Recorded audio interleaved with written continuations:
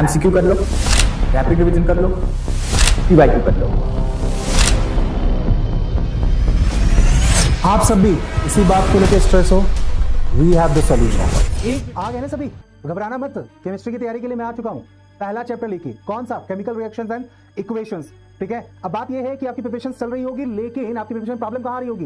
Reactions नहीं याद हो रही होगी, कलर चेंज नहीं याद हो रहे होंगे, कौन सी रिएक्शन करनी है, कौन सी रिएक्शन छोड़ देनी चाहिए, यही सारी प्रॉब्लम है ना। अरे भैया उन सब पे भी आएंगे, लेकिन उससे पहले इंपॉर्टेंट है इस कंसेप्ट को समझना। ठीक है, चलो स्टार्ट करते हैं चैप्टर हमारा केमिकल रिएक्शंस एंड इक्वेशन। लेकिन उससे पहले भैया मुझे आ रहा है गुस्सा, ठीक है, और उस गुस्से के लिए मैं क्या करूं, अपने गुस्से को मैं कैसे उतारूं?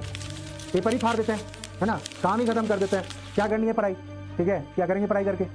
अरे घबराओ मत, सिर्फ एक एग्जाम्पल दे रहा था आपको एक रिएक्शंस का। नहीं समझ में आया क्या? देखो अभी जो मैंने पेपर के साथ किया, तो काम करते पेपर मुझे ही उठाने होंगे। तो ये पेपर कुछ टाइम पहले एक कंप्लीट पेज था, ठीक है, लेकिन जब मैंने इसको फाड़ दिया तो ये छोटे छोटे टुकड़ों में डिवाइड हो गया। लेकिन क्या इस पेपर की कोई प्रॉपर्टी बदल गई? क्या ये पेपर, जो ये टुकड़ा है इस पेपर का, क्या उस कंप्लीट पेपर से डिफरेंट है? नहीं ना। अब लोग कैसी बात कर रहे हो? एग्जैक्टली, बिल्कुल, क्या मजाक कर रहा हूं मैं? जो ये टुकड़ा है ये वही उसी प्रॉपर्टी की तरह है जो कि कंप्लीट पेपर के बराबर है। That means there is no change.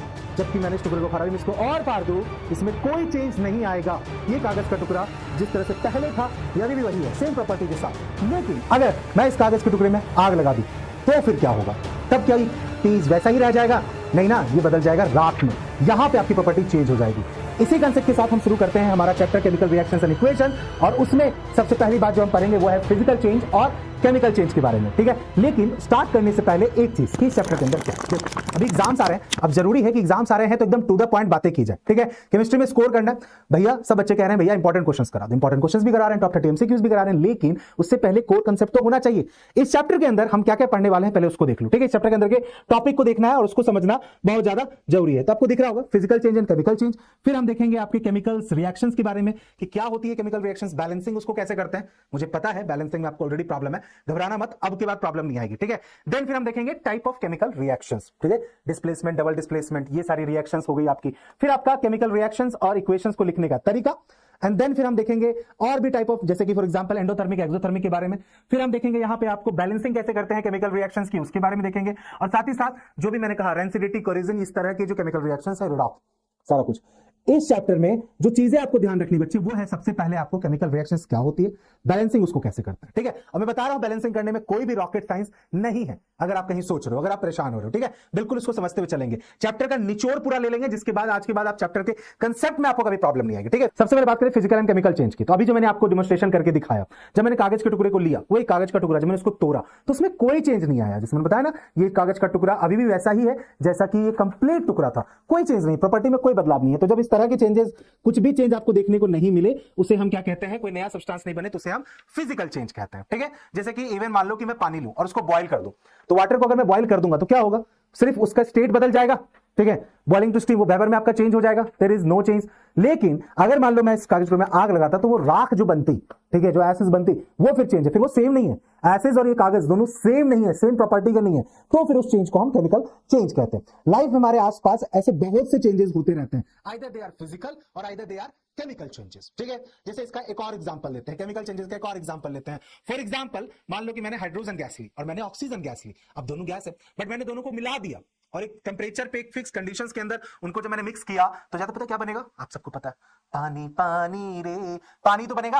अब वो H2 और O2 कंबाइन होकर एक नई चीज बना रहे हैं ना, that is known as chemical changes. ठीक है, तो केमिकल चेंज क्या है, जब आपका नया सब्सटेंस फॉर्म होगा। जैसे कि आप इस रिएक्शन में देखो, C3H8 कार्बोनेस कंपाउंड में आएंगे तब बताएंगे ये क्या है। और देन फिर हमारा ऑक्सीजन ले लिया, इसको कंबाइन किया बच्चे, तो क्या बना, कार्बन डाइऑक्साइड प्लस वाटर। क्या जो चीज हमें इस तरफ दिख रही है, ठीक है, अभी हम आएंगे और इसको जानेंगे कि ये आपका क्या होता है, ये हमारा प्रोडक्ट होता है, इसको हम प्रोडक्ट वाला साइड कहते हैं। ठीक है, और जो लेफ्ट हैंड साइड होता है that is known as reactant वाला साइड। तो जब रिएक्शंस होती है तो रिएक्टेंट वाला साइड जब कंबाइन होता है तो कुछ नया बना दे प्रोडक्ट वाली साइड, तो हम कहेंगे केमिकल चेंज हो गया। अब देखो बात आती है, ये छोटी क्लास में पढ़ लिया तो फटाफट जो छोटी क्लास में पढ़ा उसको क्विकली करते हैं। जैसे कि कैसे पता चलेगा कि केमिकल रिएक्शंस हुई है, क्या दिखेगा हमेशा जब केमिकल रिएक्शंस होंगी। कुछ चीजें जैसे कि आपकी कोई गैस इवॉल्व हो सकती है ना, एसिड बेस एंड सॉल्ट वाला चैप्टर में मैंने बताया था ना कि मेटल, जिस तरह से जब मेटल को एसिड के अंदर डालोगे तो हाइड्रोजन गैस निकलती है, तो या तो कोई गैस बन जाए या फिर टेंपरेचर में आपको चेंज देखने को मिलेगा। हो सकता है कि टेंपरेचर बढ़ जाए रिएक्शन से पहले या रिएक्शन के बाद टेंपरेचर डिक्रीज कर जाए।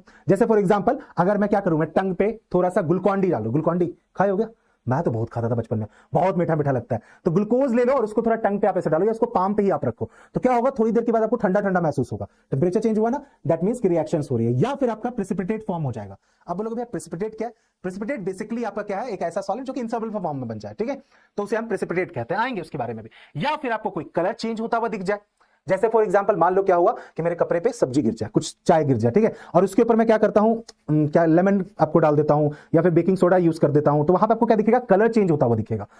जैसे ही दिखे आपको कलर चेंज हो रहा है, समझ जाओ केमिकल रिएक्शंस हुई है। या फिर आपका जो स्टेट है वो स्टेट आपका चेंज हुआ, स्टेट चेंज हुआ मतलब क्या हो गया, मतलब कि जैसे कि आपका पहले वो सॉलिड था, अब वो कन्वर्ट हो गया लिक्विड हो गया, ठीक है, तो यानी आपकी स्टेट चेंज हो गई। तो इस वाले टाइप में जो मैंने यहां पे बताया वाटर, ठीक है, पानी की मैंने बात करी, बॉइलिंग टू स्टीम, ठीक है, आप समझिएगा जरा, ओके। तो कोई नया सब्सटेंस नहीं बने, only a change in state और अपीयरेंस, ठीक है, कि खाली उसका स्टेट बदल जाए, कुछ नई चीज नहीं बने, तो वो फिजिकल चेंज ही है, ठीक है। आपको समझ में आ गया कि रिएक्शंस हुई है, स्टेट भी चेंज हो सकता है यहां पे भी आपका, ठीक है। लेकिन मैं एक चीज आपको बताता हूं, जैसे कि अगर स्टेट चेंज होने की बात आ रही है ना, जैसे सॉलिड से लिक्विड, लिक्विड से गैस हो जाए, सिर्फ स्टेट चेंज नहीं होता, केमिकल रिएक्शंस में एक नई चीज ही बन के आएगी। यानी कहने का मतलब ये हो गया कि मान लो कि मैंने लिया ए, उसको रिएक्ट कराया बी से, तो मुझे सी मिलेगा, तो जो सी होगा ना वो ए और बी से बिल्कुल डिफरेंट होगा, ठीक है, ए और बी से बिल्कुल डिफरेंट होगा, यानी सी की जो प्रॉपर्टी होगी, सी का जो नेचर होगा वो इनकी तरह नहीं होगा। ये चीज ध्यान रखनी है, तभी वो बनेगा आपका chemical reactions, it will form a new substance, ठीक है। अब बात आती है कि भैया केमिकल रिएक्शंस को लिखने का तरीका क्या है, ये जरा बता दो मुझे, लिखने का तरीका, क्योंकि इसमें बहुत ज्यादा मुझे प्रॉब्लम आती है, ठीक है। राइटिंग केमिकल इक्वेशंस, देखो मैंने बता दिया, केमिकल रिएक्शंस को लिखने का स्टैंडर्ड तरीका जो है वो यही है कि आप नोटिस कीजिए, यहां पे आपके पास क्या है, ए प्लस बी इक्वल टू सी, ठीक है।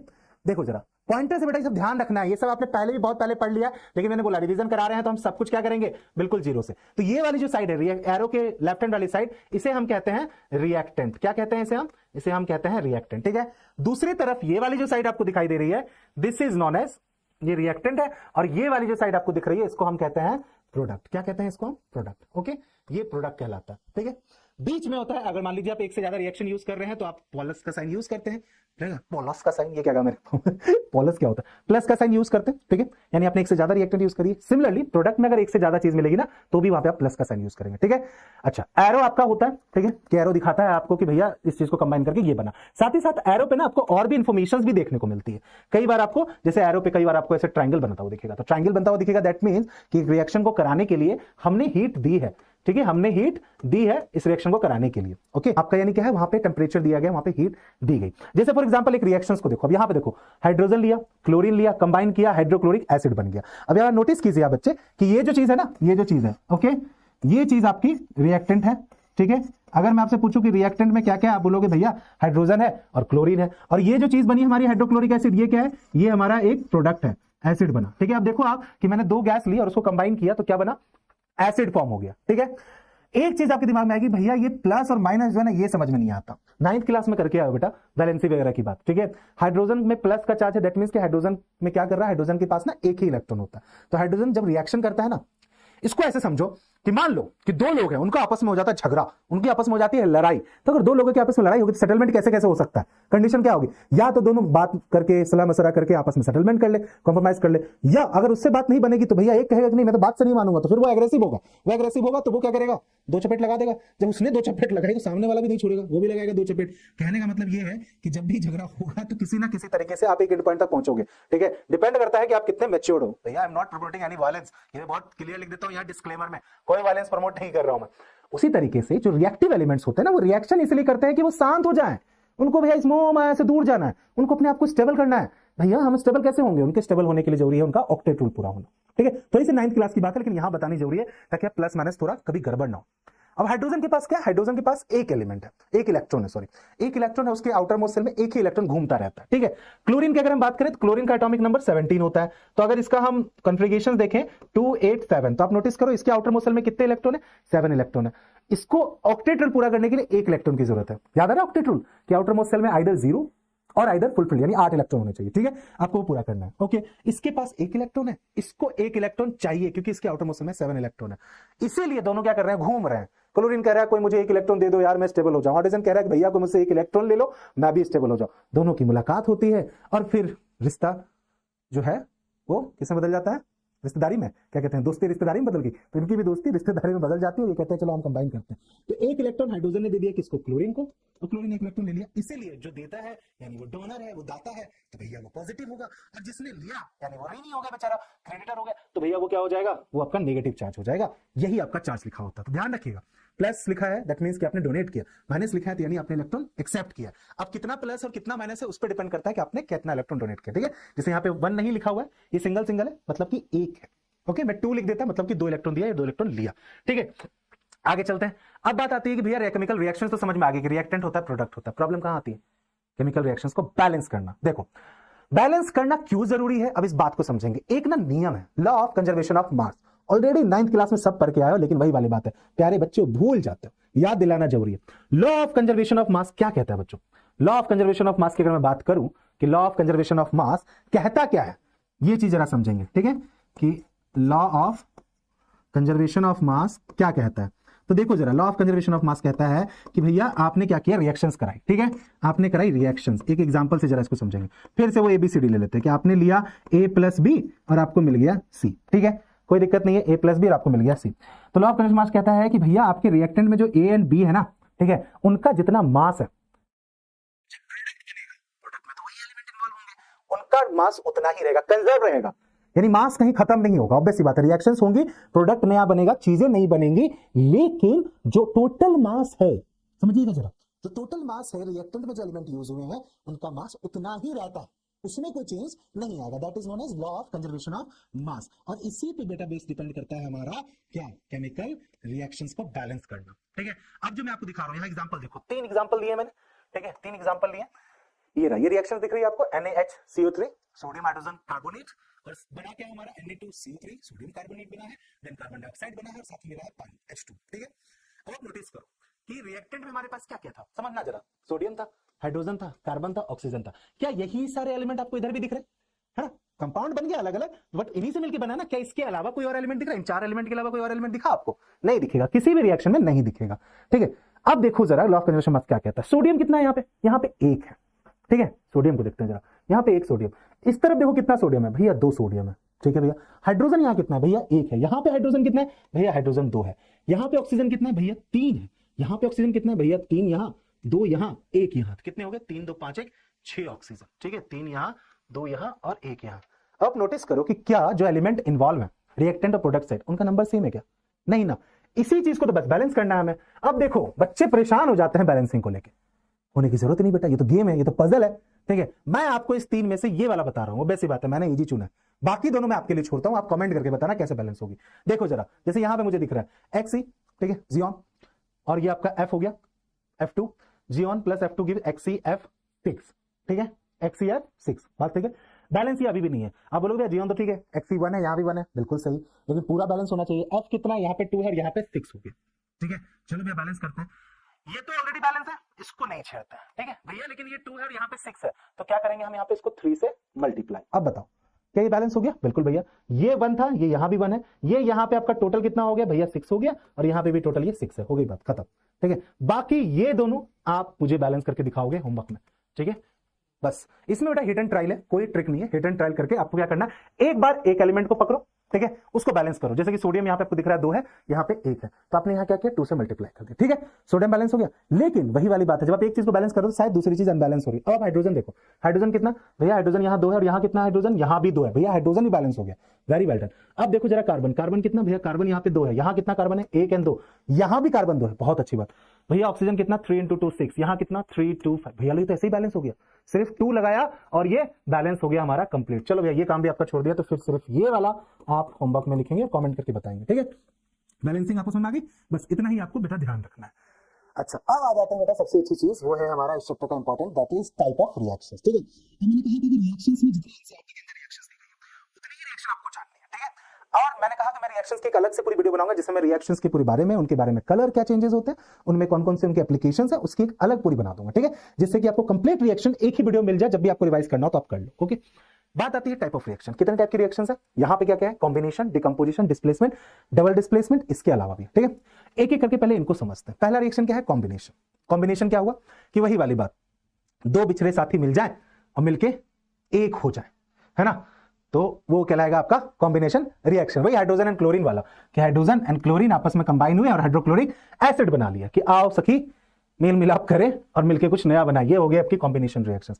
तो कॉम्बिनेशन रिएक्शन को डिफाइन करना हो तो क्या कहोगे, 2 or more than 2 reactants combine together and form a single or a 2 or more than 2 product, sorry single product, that is known as combinations reactions। ठीक है, नाम में ही मतलब छुपा है, कॉम्बिनेशन कंबाइन हो गया। अब बताओ डिकम्पोजिशन, ठीक है, अब आपको नाम से मतलब समझ में आ रहा है, डिकम्पोज होना मतलब टूट जाना, बेचारा बिखर गया, दिल के टुकड़े। अब अरिजीत सिंह सुनेगा ये, देखो जरा यहाँ पे ये क्या है हमारा कैल्शियम कार्बोनेट, ठीक है, ये दिख रहा है आपको कैल्शियम कार्बोनेट। बेटा एक चीज बहुत इंपॉर्टेंट है और वो है आपको नाम याद रहना, ठीक है, बहुत इंपॉर्टेंट है। अगर आपको नाम याद नहीं रहेंगे तो गड़बड़ हो जाएगी। Calcium carbonate, okay.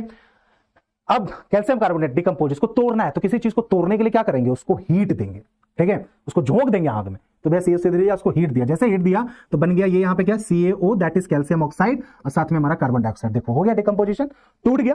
Decomposition reaction बहुत सिंपल है, जैसे कि आप इस पिक्चर में देख सकते हो। इस पिक्चर में अगर आप देखो, अगर मैं बात करता हूं, एक सेकेंड मैं बात करता हूं इस पिक्चर्स की, ठीक है।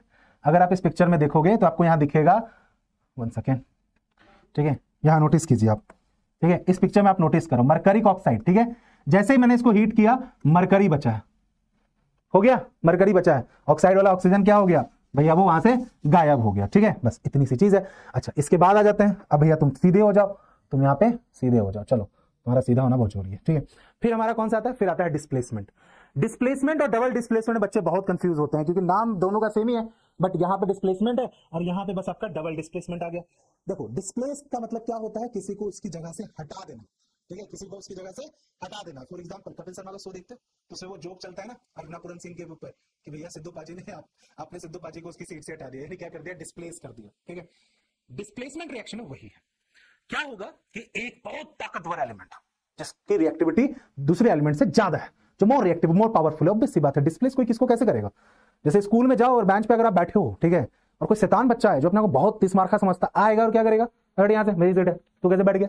होता है ना, आपके स्कूल में भी होंगे ऐसे बच्चे, नाम मत लिखना, हो सकता है आपके वो भी दोस्त देख रहे हो, वो भी क्लासमेट ये वाली वीडियो देखेगा, नाम मत लिखना, लड़ाई हो जाएगी, बट ऐसा होता है, ठीक है, कि जो पावरफुल होते हैं अपने आपको 30 मार्का समझते हैं, वो क्या करेंगे, आएंगे 2 चपेट लगाएंगे, बोलेंगे हट यहाँ से निकल। लेकिन ऐसा होना नहीं देना, ऐसे आनी मानी चाहिए। जब भी कोई ऐसा करता हो ना तो पलट के 2 नहीं लगाना, उसको प्यार से समझाना है उसको कि भैया स्कूल है, दादागिरी नहीं चलेगी।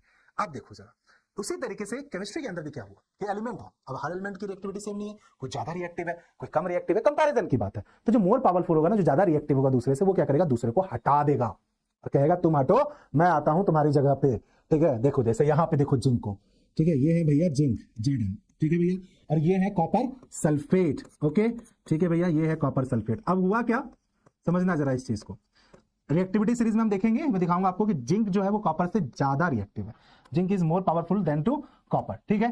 तो जिंक ने क्या किया, कहा कि कॉपर तू हट और मैं आऊंगा सल्फेट के साथ दोस्ती करूंगा। लो भैया, अब बेचारा कॉपर अकेले में बैठ के अनूप जैन के गाने सुन रहा है, क्या करेगा बेचारा, अनूप जैन अरिजीत सिंह ही सुनोगे भैया, तुम्हें हटा दिया जिंक ने, क्या करोगे, थोड़ा सा ज्यादा रिएक्टिव हो जाते जिंक से तो नहीं हटाता जिंक, है ना, पावरफुल होना जो बहुत ज्यादा जरूरी है, ठीक है। तो ये वाली बात समझ में आई कि भैया पावरफुल होगा, कहेगा तू हट मैं लूंगा ये जगह, ले ली उसने जगह।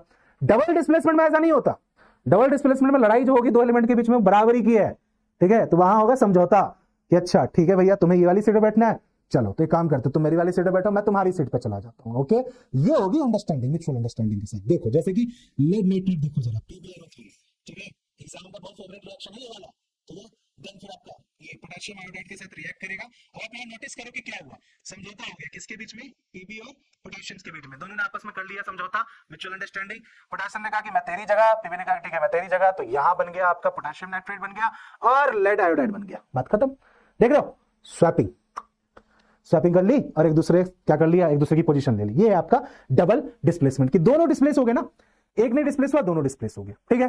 अच्छा उसके बाद आपका बात करूं तो इसके अलावा अगर मैं बात करूं देन फिर आपका इंपॉर्टेंट है ये चीज देखना बेटा, जो चीज मैं आपको बताना चाह रहा हूं that is this reactions, exothermic and endothermic reactions, ये मैंने पहले बता दिया आपको। एक्सोथर्मिक, ठीक है, अब देखो जरा अगर ये कंफ्यूज करता हो आपको अभी भी, तो आज के बाद ये कभी भी कंफ्यूज नहीं करेगा, ठीक है।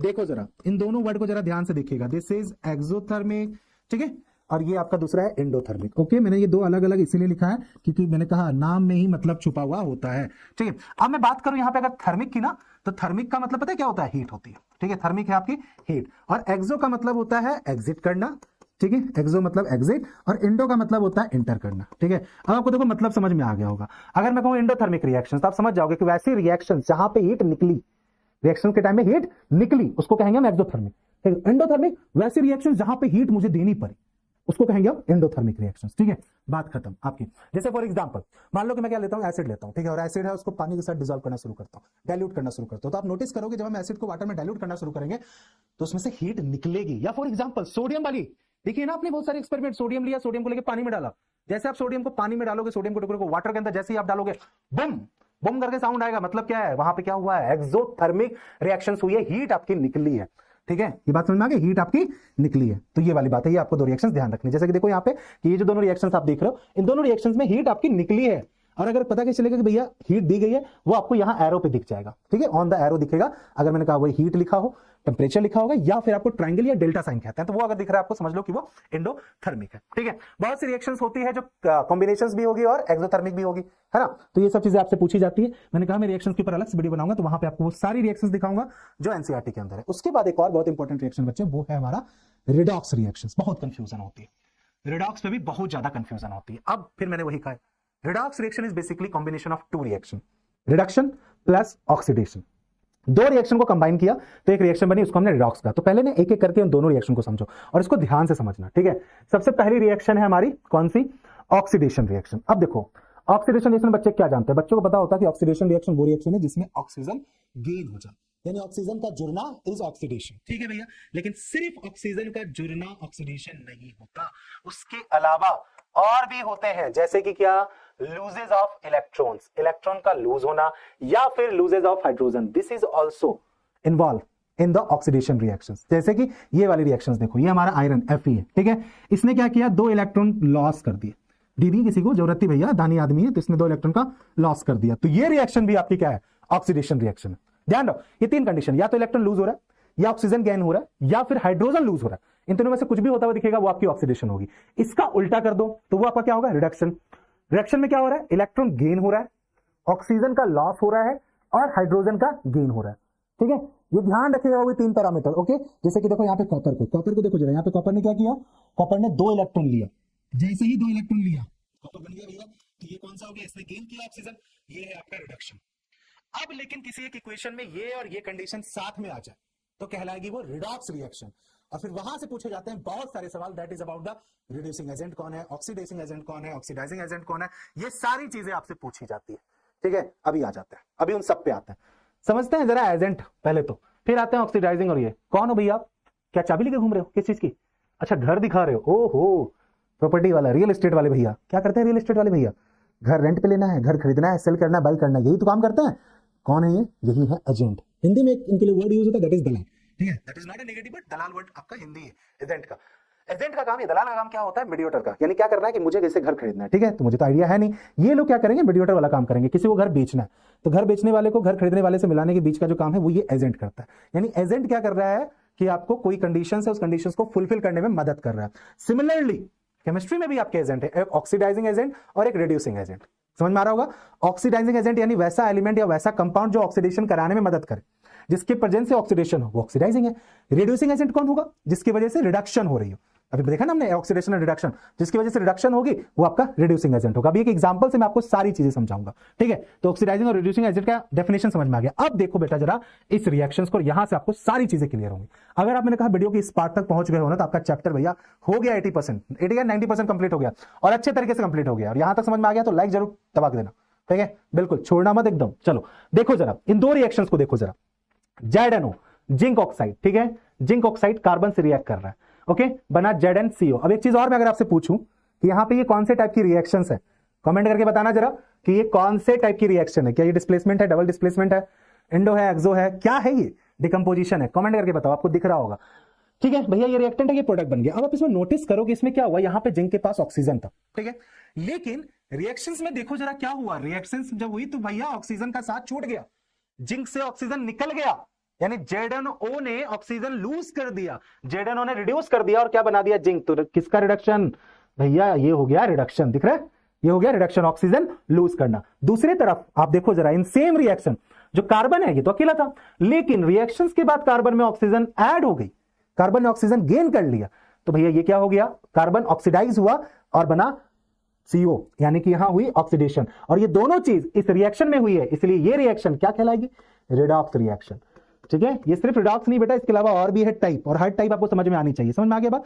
लेकिन बात ये आती है कि ऑक्सीडाइजिंग एजेंट कौन है और रिड्यूसिंग एजेंट कौन है। ध्यान से देखो, ऑक्सीडेशन हुआ, समझना जरा ध्यान से चलिएगा, इस चीज को जरा ध्यान से समझिएगा। ऑक्सीडेशन हुआ है, किसका ऑक्सीडेशन हुआ भैया, कार्बन का हुआ। कार्बन ऑक्सीडाइज होकर CO बनाया। कार्बन को ऑक्सीजन दिया किसने भैया, जेडोन ने, इसी के पास तो था ऑक्सीजन, तो भैया तुमने दिया इसको ऑक्सीजन, तुम ही हो वो एजेंट। कौन से एजेंट, तुम हो भैया ऑक्सीडाइजिंग एजेंट, तुम ही हो ऑक्सीडाइजिंग एजेंट, क्योंकि तुमने दिया है ऑक्सीजन। ठीक है भैया, बहुत अच्छी बात, मैं ऑक्सीडाइजिंग एजेंट हूं। दूसरी तरफ भैया मेरा ऑक्सीजन चला गया, किसने ले लिया तुमसे तुम्हारा ऑक्सीजन, भैया कार्बन ने ले लिया, यानी ZNO रिड्यूस हुआ और ZN बना, इसका ऑक्सीजन लिया किसने, कार्बन ने, तो भैया कार्बन कौन सा एजेंट हो गया, रिड्यूसिंग एजेंट। एक चीज ध्यान रखना कि जब भी आपको एजेंट की बात आती है ना, ऑक्सीडाइजिंग या रिड्यूसिंग, ये दोनों चीज आपको मिलेगी रिएक्टेंट साइड पर। कहां मिलेगी, रिएक्टेंट साइड। ओके, और एक और चीज, इसको और आसानी से पहचानने का तरीका, अब आपको समझ में आ गया, रिएक्टेंट साइड मिलेगी, प्रोडक्ट तो आपको वैसे ही भूल जाना, जैसे आपको एजेंट ढूंढना है। अब आ जाओगे रिएक्टेंट में, एजेंट ढूंढना है, ऑक्सीडाइजिंग एजेंट, ऑक्सीजन जिसके पास है वो ऑक्सीडाइजिंग एजेंट है, जिसके पास ऑक्सीजन नहीं होगा वो रिड्यूसिंग एजेंट होगा। बट देख लेना जिसके पास नहीं है वो बाद में चल के उधर क्या कर रहे हैं, ऑक्सीजन ऐड कर रहा हूं। ठीक है, तो ये वाली चीज आपकी हो जाएगी ऑक्सीडाइजिंग और रिड्यूसिंग एजेंट को लेके। समझ में आ गई बात, ये अच्छे तरह से क्लियर हो गया। अच्छा, फिर आता है आपका, ये देखो, ये आपको एक और रिएक्शन है, एंडोथर्मिक रिएक्शन, देखा होगा बचपन से पढ़ते आ रहे हो, फोटोसिंथेसिस है ना, प्लांट जैसे खाना बनाता है, फोटोसिंथेसिस है, बचपन से जान रहा हूं भैया, ये रिएक्शंस तो कई बार पढ़ ली है ना।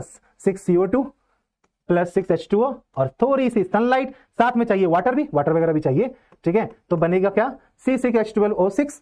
ठीक है, इसका नाम पता है आप सभी को, इसको कहते हैं हम C6H12O6, ये बेसिकली आपका ग्लूकोज है ना, ग्लूकोज, ये ग्लूकोन डी वाला ग्लूकोज नहीं समझना इसको, मतलब है तो उसी कैटेगरी का बट ग्लूकोज है ये कंपाउंड, और ये आपका हो गया ऑक्सीजन। अब ये जो रिएक्शन है इसमें क्या हुआ, इसमें आपने सनलाइट दी, बिना सनलाइट की रिएक्शंस नहीं होगी, यानी आपने heat the, that is endothermic. मैंने बता दिया ना, जहां पे हीट एंट्री कर रही हो वो आपकी एंडोथर्मिक होगी। ठीक है भैया, बहुत अच्छी बात है। आगे भैया और क्या बच गया, और बच गया बेटा लास्ट में हमारा कोरेजिन एंड रेंसिडिटी। कोरेजिन, इस पिक्चर को देख रहे हो, देखा ही होगा भैया, साइकिल वगैरह सबके पास है। आजकल तो चलो नो डाउट नहीं होता, लेकिन बचपन में हम साइकिल क्या करते थे, हमें लगता था डेली साइकिल साफ करेंगे, डेली साइकिल धोएंगे, साइकिल चमचमाएगी। बाद में पता चला उससे जंग लग जाती, उस समय नहीं पता था केमिस्ट्री इतने अच्छे तरीके से। ये है कोरेजिन, जो कहते हैं हम जंग लग गई, रस्टिंग हो गई। क्या होता है basically, corrosion is basically a type of oxidation reaction. ध्यान रखिएगा, कौन सा टाइप है, ऑक्सीडेशन रिएक्शन है। टाइप क्या है, ऑक्सीडेशन रिएक्शन है, यानी कि आपका मेटल जो होता है ना वो क्या कर रहा है, ऑक्सीजन के साथ रिएक्ट करता है। ऑक्सीजन कहां से, एटमॉस्फेयर में ऑक्सीजन है, ऑक्सीजन से रिएक्ट करता है और ऑक्साइड फॉर्म कर लेता है।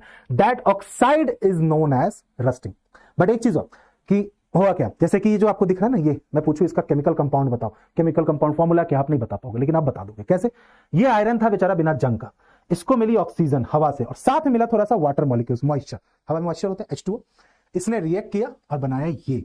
अब ये जो चीज आपको दिखाई दे रही है यही है रस्ट, यही है वो क्या कहते हैं, जंग।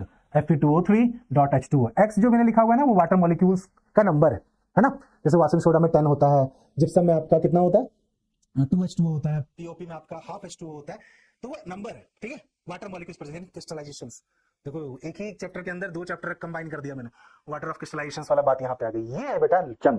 ठीक है, ये कहते हैं हम कोरेजिन। ठीक है, कोराइड कर गया, मेटल्स जो होते हैं वो आपको कोराइड कर जाते हैं। अब इससे प्रिवेंट करने के लिए हम क्या करते हैं, इस भाई साहब ने तो गलती कर दी, वरना करना क्या था भैया, करो ऐसे कि इस पे क्या करो, आप कलर करो, रेगुलर आप इसको पेंट करो, तो रेगुलर आप पेंट करते रहोगे। मतलब बेसिकली हमें क्या करना है कि जो मेटल है, जैसे मान लो ये कोई मेटल है, तो उस मेटल को ना हमें लेयरिंग कर देनी है आउटसाइड अच्छे तरीके से, क्योंकि भैया ऑक्सीडेशन यानी ऑक्सीजन के कांटेक्ट में नहीं आना चाहिए, तो लेयरिंग कर दो ताकि वो क्या करे, ऑक्सीजन के कांटेक्ट में नहीं आए, बस ऑक्सीजन से दूरी बनेगी उसकी, अपने आप वो कोराइड नहीं करेगा। ठीक है, सिमिलरली ये तो मेटल में हो गया, सेम चीज होती है खाने वाली चीजों के साथ, देखा होगा ये आपने, है ना, an apple a day keeps a doctor away. ठीक है, लेकिन अगर एप्पल को काट के छोड़ के रख दो तो थोड़े दिन के बाद एप्पल कलर यही हो जाता है, थोड़े दिन के कुछ घंटों के बाद। क्यों होता है, एटमॉस्फेयर के ऑक्सीजन से रिएक्ट करता है।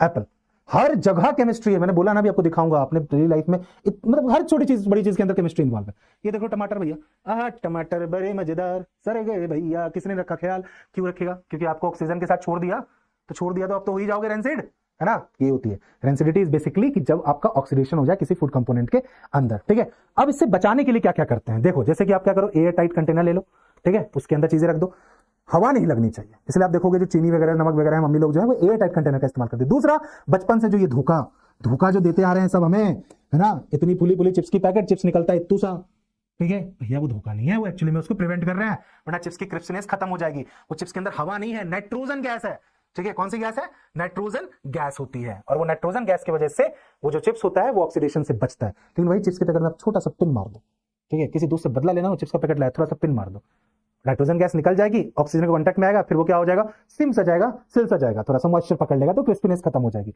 या फिर और तरीका क्या है, आप रेफ्रिजरेट करके चीजों को प्रिवेंट कर सकते हो। This is all about the chapter. बस इतना ही था इस चैप्टर के अंदर। बताओ कुछ था क्या इस चैप्टर के अंदर ऐसा जो इतना परेशान हो रहे थे? नहीं ना, बिल्कुल भी नहीं। हो गया चैप्टर आपका यहाँ पे कंप्लीट हो गया। लेकिन घर में अभी कहानी खत्म नहीं हुई है, अभी तो थ्योरी करी ना। मोस्ट इंपॉर्टेंट क्वेश्चंस और पीवाईक्यूज कौन करेगा? और हाँ, मुझे पता है कि तुम वीडियो को पॉज करके ये कमेंट करो कि एक ही वीडियो में इतना बड़ा ट्रांजिशन, थ्योरी पढ़ाते पढ़ाते क्वेश्चंस पे आते आते सर की दाढ़ी भी आ गई है, थोड़े से चेंजेस भी लग रहे हैं। नहीं, थिंग ऐसा है, बात ऐसी है कि वो जो पार्ट है, जो आपने थ्योरी वाला पार्ट देखा, थ्योरी वाला पार्ट अलग दिन शूट किया था और क्वेश्चन वाला पार्ट अलग दिन शूट हुआ है, इसलिए आपको चेंजेस दिख रहे हैं। तो बिफोर यू कमेंट ये वाली लाइन सुन लेना। चलो अब आओ जरा इस चैप्टर के मोस्ट इंपॉर्टेंट क्वेश्चंस और पीवाईक्यूज की बात करते हैं, क्योंकि हमने जैसा कहा था एक video and that will be enough for your mid term examinations. Theory आप लोगों ने अच्छे से समझ ली ना। अब देखो इससे सवाल किस तरीके के आते हैं, जैसे कि आपको यहाँ पे ईयर भी मेंशन किया हुआ है, तो ध्यान से देखिएगा। 2024 में पूछा गया ये सवाल है।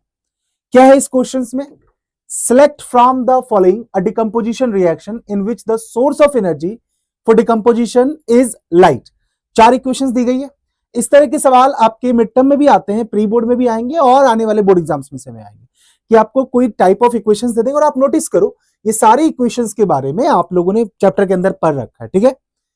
ओके, अब इसमें से बोला है कि भैया एक काम करो कि ये डिकम्पोजिशन रिएक्शन है जो कि दिख रही है कि एक सिंगल रिएक्टेंट है और मल्टीपल प्रोडक्ट है, लेकिन ये बताओ कि वो कौन सी डिकम्पोजिशन रिएक्शन जिसमें जो सोर्स ऑफ एनर्जी है ना वो हमारा लाइट है। लाइट यहां से मतलब है बेटा सनलाइट की वो बात कर रहे हैं, ठीक है। अगर आप लोगों ने चैप्टर्स को ध्यान से पढ़ा हो तो भैया उसमें एक रिएक्शन आई जिसका इस्तेमाल किया जाता है ब्लैक एंड व्हाइट फोटोग्राफी के अंदर, and that reaction is this one, कि सिल्वर ब्रोमाइड है, उसको हम चाइना डिस्क में रखते हैं, सनलाइट में छोड़ते हैं तो भैया चांदी अलग हो जाता है और आपका ब्रोमीन जो है वो अपना अलग हो जाता है। This reaction is used in black and white photography, याद करना। और इसे हम थर्मल डिकम्पोजिशन का नाम भी देते हैं। थर्मल इसीलिए क्योंकि इसमें हीट इवॉल्व है। तो अब ये 2024 में जैसे ये पूछा गया, ठीक है। अब मैंने कहा कि यहाँ पे मोस्ट इंपॉर्टेंट क्वेश्चंस और पीवाईक्यूज की बात कर रहा हूं, तो मैं आपको ना हर तरीके के क्वेश्चंस ले आया इस वीडियोस के अंदर जो कि आपके एग्जाम में पूछ सकते हैं। अब जरूरी नहीं कि उन्होंने अगर यही वाले इक्वेशंस पे सवाल पूछा बेटा तो यही आएगा, और जो टाइप ऑफ इक्वेशंस दे रखी है उस पे भी सवाल आपके बन सकते हैं, ठीक है। ओके, देखो अगला सवाल है आपका यहाँ पे, some crystal of copper sulphate were dissolve in water the colour of the solution obtain would be. ये तो ऐसा हो नहीं सकता कि केमिस्ट्री में एक तो रिएक्शन और दूसरा अगर कंपाउंड का कलर कभी मेंशन किया गया हो तो उस पर सवाल ना पूछे। मैं एक अलग सेपरेट वीडियो डाल दूंगा आपको, आप कमेंट करके बता देना कि आपको कब चाहिए, एक पूरा का पूरा जिसमें कि ना आपके मिड टर्म एग्जाम्स में जो भी केमिस्ट्री के वो सारे कंपाउंड जिनके कलर्स आपको ध्यान रखने जरूरी है वो मैं वहां पे मेंशन कर दूंगा, ठीक है। अभी यहाँ पे कॉपर सल्फेट की बात की तो टाइम नहीं लगाएंगे।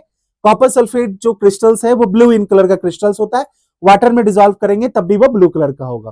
फिर हम जैसे बात करते हैं फेरस सल्फेट की, अगर मैं बात करूं तो वो अपना लाइट ग्रीन कलर का होता है। तो इस तरह के जितने भी इंपॉर्टेंट है उसका एक सेपरेट मैं आपको वीडियो बना के डाल दूंगा, ठीक है। और देखिए जरा किस तरह के सवाल है। ओके, तीसरा सवाल है ये, when dilute hydrochloric acid HCl is added to the zinc pieces taken in the test tube. Again देखो वैसे ये आपका एसिड बेस एंड सॉल्ट वाले चैप्टर में भी आएगा, मेटल्स नॉन मेटल वाले चैप्टर में भी आएगा, लेकिन यहां पे भी कि अब आपको देखो पूछा है यहाँ पे कि अगर आप मैं HCl ऐड कर देता हूं जिंक के साथ, अब HCl अपना एसिड है, ठीक है, और जिंक अपना मेटल है, और आपको पता होना चाहिए कि भाई साहब अगर मैं जिंक यानी कि मेटल को एसिड में डिप करूं तो एक गैस इवॉल्व होगी जो पॉपअप साउंड के साथ रिलीज होगी, विच इज हाइड्रोजन गैस। तो आपको यानी कहने का मतलब ये कि जो रिएक्शंस आपने इस चैप्टर में पढ़ी ना, उस रिएक्शंस के अराउंड जितनी भी कंडीशंस हैं जो एनसीईआरटी में दी गई है, मैं बार बार इस बात पर जोर दे रहा हूं, आपको उन रिएक्शंस की ना कंडीशंस पता होनी चाहिए, ठीक है। मैंने पहले कहा कि एक वीडियो जिस पे आपने ये क्लिक किया है, यहां से पूरा मिड टर्म आपका कवर हो रहा है, लेकिन स्टिल आपको छोटे छोटे चंक्स ऑफ वीडियोस चाहिए पर्टिकुलर एक्टिविटीज पे, रिएक्शंस पे, आप कमेंट करके जरूर बता दीजिएगा हमें, ठीक है? तो हम उस वीडियो को भी कवर कर लेंगे। आगे देखो जरा, फिर आपसे जैसे पूछा केमिकली रस्ट, यानी कि जो जंग लगती है, लोहे पे जंग लगना, बेसिकली वो क्या है, वो कौन सा कंपाउंड है जिसके बारे में हम बात करें? तो that is hydrated ferric oxide. Yes, आप सबको पता है कि जो आयरन है वो मॉइस्चर से रिएक्ट करके रस्ट बनाता है, वो ब्राउन कलर का, जिसको हम कहते हैं कि भैया जंग लग गई। लेकिन केमिकली उसका नेम क्या है? And that is hydrated ferric oxide, Fe2O3. This formula is Fe2O3 dot NH2O. N इसीलिए क्योंकि मॉइस्चर जो है ना वो अलग अलग जगहों पे अलग अलग अमाउंट में प्रेजेंट होते हैं, तो उस पर डिपेंड करता है कि जो वाटर कंटेन है उसके अंदर मॉलिक्यूल्स, उसका नंबर कितना है, ठीक है? ओके, और सवाल क्या है? जैसे copper displace which of the following metals from its salt solution. देखो, ये डिस्प्लेसमेंट रिएक्शंस के ऊपर सवाल पूछ दिया आपका। अब डिस्प्लेसमेंट रिएक्शंस पे ढेर सारे सवाल बन सकते हैं, है ना, क्योंकि आपको एक रिएक्शंस नहीं इन्वॉल्व है डिस्प्लेसमेंट में। लेकिन इसका आंसर, जैसे उन्होंने बोला कि कॉपर को अगर मैं कॉपर डिस्प्लेस कौन से मेटल्स को करेगा इन द सॉल्ट सॉल्यूशन, तो ये चीज मुझे पता चलेगी रिएक्टिविटी सीरीज से। खैर, I know the answer is AgNO3, क्योंकि यहां पे है सिल्वर, है ना, और सिल्वर लेस रिएक्टिव है आपका कॉपर से, ठीक है? लेकिन बात यह है कि ये बात तो मुझे पता थी, आपको पता होना चाहिए बेटा ये रिएक्टिविटी सीरीज, ठीक है? जिस रिएक्टिविटी सीरीज में आप देखोगे कि टॉप मोस्ट आपका मोस्ट रिएक्टिव है, जैसे जैसे नीचे आओगे लेस रिएक्टिव होंगे। तो आप यहां नोटिस कीजिए कि कॉपर अपना यहां है और सिल्वर अपना यहां है, तो कॉपर ज्यादा रिएक्टिव है सिल्वर से, इसीलिए वो सिल्वर को डिस्प्लेस कर देगा, ठीक है? रिएक्टिविटी सीरीज के कोड मैंने कई बार बताया है। Please stop calling me a zebra, I like her calling me a sweet guy, ठीक है? आप इस कोड से आप पूरा एलिमेंट ध्यान रख सकते हो, बस आपको क्या करना है बेटा, डिस्प्लेसमेंट रिएक्शन में इस रिएक्टिविटी सीरीज को यूज करना है। और कैसे सवाल है भैया? और सवाल जैसे कि ये रहा, the reaction H2 plus Cl2, ये दोनों गैसियस फॉर्म में, यहाँ पे नहीं लिखा हुआ, मैं आपको बता दूं, ये दोनों गैस के फॉर्म में, और ये जनरेट कर रहे हैं 2HCl। बैलेंस इक्वेशन है, बहुत बढ़िया। पूछा है कि ये किस तरह की रिएक्शंस दर्शाता है? कॉम्बिनेशन रिएक्शन, ऑब्वियस है ना, दो रिएक्टेंट है, कंबाइन होकर एक सिंगल प्रोडक्ट दे रहा है, ठीक है? फिर आपका a substance which oxidize itself and reduce, this is a very important question, ठीक है, क्योंकि ये रिडॉक्स रिएक्शंस वाला सवाल है, और रिडॉक्स रिएक्शंस वाले सवाल में आपको सिर्फ ऑक्सीडाइजिंग और रिड्यूसिंग एजेंट नहीं पूछे जाते, इस तरह से थ्योरेटिकल क्वेश्चंस भी आते हैं, ठीक है? जैसे यहां पे पूछा है कि एक ऐसा सब्सटेंस जो खुद को ऑक्सीडाइज करे, which oxidize itself and reduce others, और दूसरे को रिड्यूस करे, उसको हम क्या कहते हैं? उसे हम रिड्यूसिंग एजेंट कहते हैं। इसका मैं एक एग्जांपल देता हूं आपको, जैसे कि एक बेस्ट इक्वेशन ले लेते हैं हम, H2 plus O2 gives 2H2O, ठीक है? ओके, डन, ठीक है? इक्वेशंस बैलेंस है, एवरीथिंग इज परफेक्ट। अब जरा इस चीज को जरा ध्यान से देखिए कि क्वेश्चंस में क्या बोला, जैसे उन्होंने a substance which oxidise itself, यहां पे जो ऑक्सीडाइज हुआ है वो H2 हुआ है, ठीक है? ऑक्सीडाइज हुआ है, लेकिन ये अकेले ऑक्सीडाइज होने मतलब इसमें ऑक्सीजन ऐड हुआ है, ठीक है? लेकिन जब इसमें ऑक्सीजन ऐड हुआ तो इसने इस वाले ऑक्सीजन से ऑक्सीजन लिया भी है, यानी जो H2 है वो खुद को ऑक्सीडाइज करके वाटर बना रहा है, लेकिन साथ ही साथ ये H2 इस O2 को रिड्यूस भी कर रहा है। तो वही a substance which oxidise itself, जो कि यहाँ पे H2 है, एंड रिड्यूसेस अदर, यानी कि O2 है, वो आपका रिड्यूसिंग एजेंट। तो यहाँ पे H2 जो है ना हमारा, वो हमारा रिड्यूसिंग एजेंट है। यही आपके सवाल का मोटिव था। ये बहुत इंपॉर्टेंट क्वेश्चन है, इसको ध्यान से करना है, ठीक है? आगे देखिए जरा, नेक्स्ट क्वेश्चन बोला कि okay, take about 5 ml of dilute hydrochloric acid in a test tube and add a few pieces of fine granules to it. Okay, fine granules of what missing है क्वेश्चंस में, which gas will evolve. खैर, वो जिस gas की बात कर रहे हैं वी ऑल नो दैट, क्योंकि यहाँ पे हाइड्रोजन की बात की गई है, बट किसके टुकड़े वो मेंशन नहीं किया हुआ है। तो खैर, मैं ये मान रहा हूं जिंक या किसी और मेटल की बात की गई होगी। ये सवाल हमने पहले भी देख लिया। तो हाइड्रोजन गैस, आपको एक समझ में आ रही है एक बात कि अगर ये सवाल बार बार रिपीट हुआ दैट मीन्स कि भैया इंपॉर्टेंट क्वेश्चन है। अच्छा, फिर आपसे हीट इज इवॉल्व डाइविंग कौन सी रिएक्शंस में होगी? देखो, टाइप ऑफ रिएक्शन जितनी भी पढ़ी है आपने इस चैप्टर में, ठीक है, आपने अभी तक वो थ्योरी वाला पार्ट कवर कर लिया होगा। अगर आप डायरेक्टली इस पॉइंट पे पहुंच गए हो टाइम स्टैम्प देख के, तो पहले जाके वो थ्योरी वाला पार्ट रिकॉल कर लो। तो हर टाइप ऑफ रिएक्शंस के पीछे की कहानी है कि भैया वो टाइप ऑफ रिएक्शंस क्यों वैसी है, उसके पीछे का रीजन क्या है। जैसे कि हीट इवॉल्व कौन से रिएक्शंस में होगी, एक सिंपल सी बात है, हीट इवॉल्व होने का मतलब है कि उसमें से हीट निकले, तो भैया वो होगा कंबर्शन में। अब सुनो मेरी बात, कंबर्शन मोस्टली लोगों को लग रहा है कि भाई कंबर्शन में तो सर हमने आग लगा दी ना, तो हमने हीट दे दी। नहीं भाई, जब कोई चीज बर्न हो रही है, कोई चीज जल रही है, ठीक है, तो वो हीट रिलीज भी करेगी, दैट इज कंबर्शन रिएक्शन। आप किसी भी चीज का कंबर्शन देख लो। और क्या, जैसे हाँ, एनसीईआरटी बुक के अंदर चैप्टर नंबर 1 यानी कि यही केमिकल रिएक्शंस इक्वेशंस में, जितने में मैं बार बार जोर दे रहा हूं, रिएक्शंस को डेली लिखने की आदत डाल लो, ठीक है। उस रिएक्शंस को मतलब डेली, अब तो 2 चैप्टर अगर आपके आ रहे हैं एग्जाम्स में, मैंने इस एक वीडियो में 2 चैप्टर्स कवर किए, अगर मान लो इसके अलावा मेटल्स एंड नॉन मेटल भी आ रहा है तो बता देना, उसकी फिर अलग से वीडियो बना दूंगा मैं। बट मुझे मोस्टली बच्चों का जो फीडबैक आया था और जो मैंने सर्वे कराया था, उसमें मुझे ये 2 चैप्टर्स सब जगह मिड टर्म एग्जाम में देखने को मिले, इसीलिए इस वीडियो में आपको वो 2 चैप्टर है। दोनों चैप्टर्स में जितनी भी रिएक्शंस दी गई है, आपको वो रिएक्शंस करनी और वो एक दिन में तैयार नहीं होगी। उसके लिए बेटा आप डेली बैठ के ना रिएक्शंस की आपको प्रैक्टिस करनी होगी। जब मैं रिएक्शन प्रैक्टिस कह रहा हूं, दैट मींस कि आपको उस रिएक्शंस को पूरा लिखो, उसमें जितने भी कंपाउंड रिएक्टेंट प्रोडक्ट इन्वॉल्व हैं उनके नाम लिखिए, उनके कलर्स के बारे में लिखिए इन्फॉर्मेशन, और इसको लिखो। The more you right the more you will learn और मेमोराइज द थिंग्स, ठीक है। साथ ही साथ उसकी एप्लीकेशन देखो, जैसे ये वाली रिएक्शन से बुक में दी गई है, the reactions between the lead nitrate and potassium iodide present in aqueous solution is an example of what kind of reactions, ठीक है। लेड नाइट्रेट लिया, ओके, और पोटेशियम आयोडाइड। तो अब आप देखो जरा, आपको ध्यान आएगा कि ये जो रिएक्शंस थी, that is basically the double displacement reactions, ठीक है, डबल डिस्प्लेसमेंट रिएक्शंस। क्योंकि इसमें क्या हो रहा है कि जो हम लेड नाइट्रेट ले रहे हैं, याद है, ये वही वाली रिएक्शन है बेटा जिसमें एक ब्राउन कलर की गैस निकलती है जिसको हम नाइट्रोजन डाइऑक्साइड कहते हैं, ठीक है। और आपने लिया पोटेशियम आयोडाइड, ओके। अब यहां पे था कि भैया बताओ ये कौन से तरह की रिएक्शन है, तो आपको यहां पता होना चाहिए कि यहां पे डबल डिस्प्लेसमेंट होगा, ये चला जाएगा इस आयोडीन के साथ, पोटेशियम चला जाएगा नाइट्रेट के साथ, ठीक है, और साथ में आपका नाइट्रोजन डाइऑक्साइड वाली गैस भी इवॉल्व होगी। So this is double displacement reactions. अच्छा, और देखें जरा, देखो, और ये येलो कलर का, कोई मुझे बताएगा येलो कलर का प्रेसिपिटेट कौन सा है? ये आपका देखो लेड नाइट्रेट है, ठीक है, which is this is potassium iodide, और इसको आपने रिएक्ट कराया तो एक येलो कलर का प्रेसिपिटेट भी फॉर्म होता है, बड़ा गोल्डन येलो कलर का।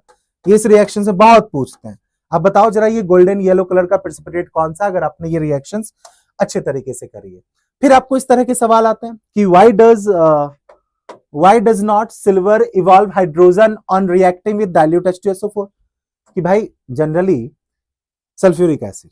अब सवाल देखो कितना सिंपल है कि हमने पढ़ा कि अगर मैं किसी भी मेटल को एसिड से रिएक्ट कराऊंगा तो एक गैस निकलती है विच इज हाइड्रोजन गैस, और उस हाइड्रोजन गैस को चेक करने के लिए हमने वो पॉपअप साउंड वाला एक्सपेरिमेंट भी किया। लेकिन सिल्वर जो कि मेटल है और H2SO4 जो कि सल्फ्यूरिक एसिड है, इन दोनों को अगर आप रिएक्ट कराओगे तो यहां पे हाइड्रोजन गैस इवॉल्व नहीं होती। उसका रीजन है फिर से वही रिएक्टिविटी सीरीज। आप देखोगे, नोटिस करोगे रिएक्टिविटी सीरीज में जो सिल्वर है भैया वो हाइड्रोजन से ना नीचे है, लेस रिएक्टिव है, तो यहां पे वो H2SO4 में से हाइड्रोजन को इवॉल्व ही नहीं कर पा रहा है। समझ लो आप, हाइड्रोजन गैस कहां से निकलेगी? इस H2SO4 से ही तो निकलेगी, अलग से तो आएगी नहीं हाइड्रोजन, ठीक है। और वो सिल्वर जो है वो ये नहीं कर पाता, दैट्स वाई यहां पे इवॉल्व नहीं हो पाती। वही सारी चीजें मैंने यहाँ पे आपको सॉल्यूशंस में लिख दी है ना, कि silvers lack of hydrogen evolutions. अच्छा, फिर आपको देखो फिर से रिएक्शन बेस्ड सवाल, what happens chemically when quicklime is added to water. क्या होता है जब आप क्विक लाइम पानी में ऐड करते हो? यानी अगर मैं रिएक्शंस की बात करूं तो the reactions is CaO plus H2O, है ना। तो बेसिकली होता क्या है, जब आप क्विक लाइम को वाटर में डालते हो तो आपकी वो जो एक्सोथर्मिक रिएक्शंस होती है, हीट इवॉल्व होती है, साथ में एक साउंड जनरेट होती है, हिशिंग साउंड ना, करके ऐसी जैसी आवाज से निकलती है। खैर, साउंड पे सवाल नहीं आता है, सवाल आता है प्रोडक्ट पे। प्रोडक्ट बनता है आपका स्लैग्ड लाइम। प्रोडक्ट क्या बनता है आपका? स्लैग्ड लाइम, ठीक है। और ये आपसे पूछा जाता है, जो प्रोडक्ट है ये आपसे जरूर पूछा जाता है स्लैग्ड लाइम के बारे में, है ना। कैल्शियम हाइड्रोक्साइड जो है वो आपका फॉर्म होता है। अब देखो, तुमने ये वाला चैप्टर कर लिया, चैप्टर नंबर 1, इस वीडियो पे क्लिक किया, पूरी थ्योरी हो गई। इस चैप्टर से रिलेटेड किस टाइप के क्वेश्चंस बनते हैं, किस तरह के क्वेश्चंस अभी तक बने हैं, वो भी यहाँ पे आपको बता दिए गए। अब तुम्हारे मन में होगा कि क्या ये चैप्टर कंप्लीट, इसके अलावा कुछ और करने की जरूरत है? आई मस्ट से कि बेटा पर थ्योरी में करने की जरूरत नहीं। हाँ, क्वेश्चंस प्रैक्टिस आप जितनी ज्यादा करो उतना कम है। ओके, तो मैंने इसलिए कहा था कि जैसे ये वन वीडियो वाला पार्ट जब रिलीज हो जाएगा, अगर आप तक ये पहुंच गया है तो बहुत जल्द इसके बाद आपको लाइव देखने को मिलेगा, लाइव मैराथन। और उस मैराथन में थ्योरी नहीं, हम क्वेश्चंस पे ज्यादा टारगेट करेंगे। ठीक है, तुम्हारा एग्जाम कब है तुम ये बता देना, लेकिन अभी जाने की जरूरत नहीं है। ठीक है, अगर थक गए हो तो वीडियो को पॉज कर लो, थोड़ा सा ब्रेक ले लो, क्योंकि चैप्टर 2 स्टार्ट हो रहा है। रखी हमारे आसपास की वो सारी चीजें जिनमें से कुछ एसिड है, कुछ बेस है, कुछ सॉल्ट है, सब कुछ हमारे आसपास ही। इसके बावजूद पता नहीं क्यों ये चैप्टर हम सबको डराता है। आज का जो चैप्टर है that is acid base and salt. ठीक है, अब बात करते हैं सीधा टॉपिक क्या। देखो चैप्टर बहुत इंपॉर्टेंट है। साइंस में सबसे बड़ी प्रॉब्लम केमिस्ट्री में क्या है कि भैया रिएक्शन समझ में नहीं आई, है ना, किस तरीके से रिएक्शंस याद रखी जाए। लेकिन बात यह है कि अब रिएक्शंस की जब हम बात करेंगे तो क्या हमारे पास बहुत सारी रिएक्शंस है? नहीं। चैप्टर्स को जरा फटाफट हम ब्रीफ में समझते हैं और सीधा हम जंप करेंगे चैप्टर्स के अंदर कि चैप्टर के अंदर क्या है। 3 टॉपिक आपको दिखाई देंगे, acid, basis and salt. Basically क्या है, हमारे आसपास की जो चीजें होती हैं, अगर उनकी प्रॉपर्टीज की हम बात करें, some are basic in nature, some are acidic in nature और कुछ सॉल्ट इन नेचर होते हैं। बट ये कैसे डिसाइड किया गया इनमें से एसिड कौन है, बेस कौन है, सॉल्ट क्या है? ठीक है, फिर उसके बाद एसिड बेस एंड सॉल्ट को बनाने की प्रिपरेशन क्या है, किस तरीके से प्रिपेयर किए जाते हैं एंड उनके यूजेस क्या है डेली लाइफ के अंदर, और फिर कुछ सिलेक्टिव केमिकल रिएक्शंस। इतना सही तो पार्ट है इस चैप्टर का, बात खत्म। और बात सबसे इंपॉर्टेंट है कि चैप्टर में जो रिएक्शंस की हम बात करते हैं ना, तो सबसे इंपॉर्टेंट बात मैं बार बार कहता हूं कि आज चैप्टर की कुछ रिएक्शंस तो ऐसी है भैया जो सीबीएसई को भी बहुत पसंद है, और वो रिएक्शंस बार बार रिपीट होती है। जब चैप्टर हम करेंगे इन द नेक्स्ट 30-35 मिनट्स के अंदर मैं उन सब रिएक्शंस को कवर भी करने वाला हूं। आपको ये भी बताऊंगा कि इस चैप्टर्स के कौन से पोर्शन से सबसे ज्यादा सवाल बनने के चांसेस होते हैं और ऑलरेडी बन भी चुके हैं, और आपको कौन सा पॉइंट है इस चैप्टर का जो बिल्कुल भी मिस नहीं करना चाहिए। ठीक है, और बिल्कुल पॉइंट टू पॉइंट चलेंगे, देखेंगे कि कौन से टॉपिक से किस तरीके से क्वेश्चन की फ्रेमिंग भी होती है। ठीक है, तैयार हो ना? अच्छा तैयार हो गए, रेडी हो गया? रेडी हो गए, पहले लाइक कर दो और फिर सीधा आते हैं हम चैप्टर्स के अंदर। Let's dive into the world of acids, basis and salt. ठीक है, अगर मैं इसको हिंदी में कहूँ ना, मैं जब हिंदी मीडियम में था तो बड़ा फनी नाम था, इसको अम्ल कहते थे, इसको झाग कहते थे, और ये हमारा सॉल्ट यानी कि नमक तो होता ही था। लेकिन बात है कि एक एक करके कि आखिर एसिड एसिड क्यों है, बेस बेस क्यों बना, और सॉल्ट फिर इन दोनों से डिफरेंट क्यों है, या जो सॉल्ट है वो एसिडिक भी है और बेसिक भी है। बहुत इंटरेस्टिंग कहानी। क्या है? कहानी है शुरुआत एसिड की। अब देखो, मैंने बोला कि एसिड हमारे लाइफ में बहुत जगह पे एग्जिस्ट कर रहा है, आए दिन प्रतिदिन हम इसका इस्तेमाल कर रहे हैं, बट फिर भी हमें पता नहीं है कि वो एसिड क्यों। मैं आपको बिल्कुल सीधा ना टू द पॉइंट लेके आता हूं। देखो, केमिकल कंपाउंड, कोई भी ऐसा केमिकल कंपाउंड ना जिसको अगर मैं वाटर के साथ डिसॉल्व करूं और वाटर के साथ डिसॉल्व होके वो अगर फॉर्म कर लेता है हमारा H3O+ आयन, ठीक है, H3O+ ion, that means hydronium ions, तो वो कंपाउंड हमारा क्या हो जाएगा? एसिडिक इन नेचर हो जाएगा। अब रीजन ये है कि वो ये आयंस फॉर्म क्यों कर रहा है, बहुत सिंपल सी बात। कोई भी चीज जो एसिडिक इन नेचर है उसके अंदर पाया जाता है एक आयन जो कि है हमारा हाइड्रोजन आयन, H+ आयन, और इसके वजह से because of the presence of H+ ions that substance become acidic in nature. और जैसे ही एसिड को हम पानी से रिएक्ट कराएं, अब आप खुद सोचो जरा, अगर इस चीज को वाटर से रिएक्ट आप करा दो तो क्या होगा? H+ आयन जो है वो इस हाइड्रोजन के साथ जुड़ा और क्या बना लिया भैया? हाइड्रोनियम आयन बना लिया, बात खत्म। तो किसी भी चीज में H+ आयन दिखे वो एसिडिक है। बेस में क्या है? बेस में आपका OH- आयन है, हाइड्रोक्साइल आयन है। ये 2 आयन पे तो पूरा चैप्टर खत्म हो जाता है। इतनी सी चीज है, फिर भी प्रॉब्लम है। लेकिन मैंने कहा मैं आपको बिल्कुल टू द पॉइंट लेके चलूंगा कि एग्जाम में जो चीज आती है वो चीज बहुत ज्यादा मैटर करती है। सबसे पहले बात कर ले प्रॉपर्टीज की। एक सवाल प्रॉपर्टीज के ऊपर बनता है, एसिड बेस एंड सॉल्ट की प्रॉपर्टी क्या है। एक साथ सबकी प्रॉपर्टी को कवर करते हैं। जैसे कि अगर मैं एसिड की प्रॉपर्टी की बात करूं, दे आर सोर इन नेचर, यानी खट्टा होता है। टेस्ट की अगर बात करें तो खट्टापन है। जैसे फॉर एग्जाम्पल ये देखो जरा, लेमन एसिड है, इसके अंदर आपका सिट्रिक एसिड प्रेजेंट होता है, इसलिए इसको सिट्रस फ्रूट भी कहते हैं। ठीक है, खट्टापन जो बिकॉज ऑफ एसिड होता है ना, तो इसके वजह से। फिर आपके कुछ एसिड जो है they are solid in nature and some are liquid in nature. आप खुद ही यहां देख सकते हो, कुछ सॉलिड है, कुछ आपका लिक्विड इन नेचर है। अच्छा, और क्या होता है भैया? और होता है एसिड जो है, अगर उसको हमें चेक करना तो एक कम चीज आती है, दैट इज लिटमस पेपर, है ना। एक रेड होता है और एक आपका ब्लू कलर का होता है। तो बेसिकली हम लिटमस पेपर को डिप करके पता कर लेंगे कोई चीज एसिड है कोई चीज बेस है। देखो ये ऑलरेडी आपने 8th क्लास में किया है, मैं क्यों आपका समझ आया करूं, मैं आपको सीधा पॉइंट में बताता हूं ना।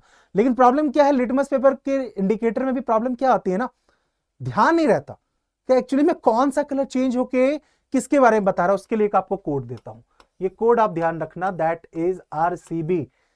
आईपीएल सब देखते हो ना, आरसीबी पता है आपको, रॉयल चैलेंजर्स बैंगलोर। अब ये कोड क्या है जरा इससे सुनिए, रॉयल चैलेंजर्स बैंगलोर नहीं है, ये कोड क्या है, कोड है हमारा रेड चेंजेस टू ब्लू। ठीक है, बहुत बढ़िया भैया। बट ये किसके लिए भैया, आरसीबी कहां की टीम है, बैंगलोर, बैंगलोर यानी बी, बी फॉर बेस।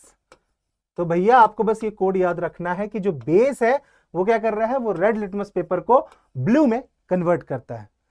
याद रहेगा, आरसीबी से। अब इसका उल्टा कर दें आप तो ऑलरेडी क्या मिल जाएगा हमें, एसिड मिल जाएगा। यानी अगर ब्लू चेंजेस टू रेड हो जाएगा तो वो हमारा एसिडिक इन नेचर होगा।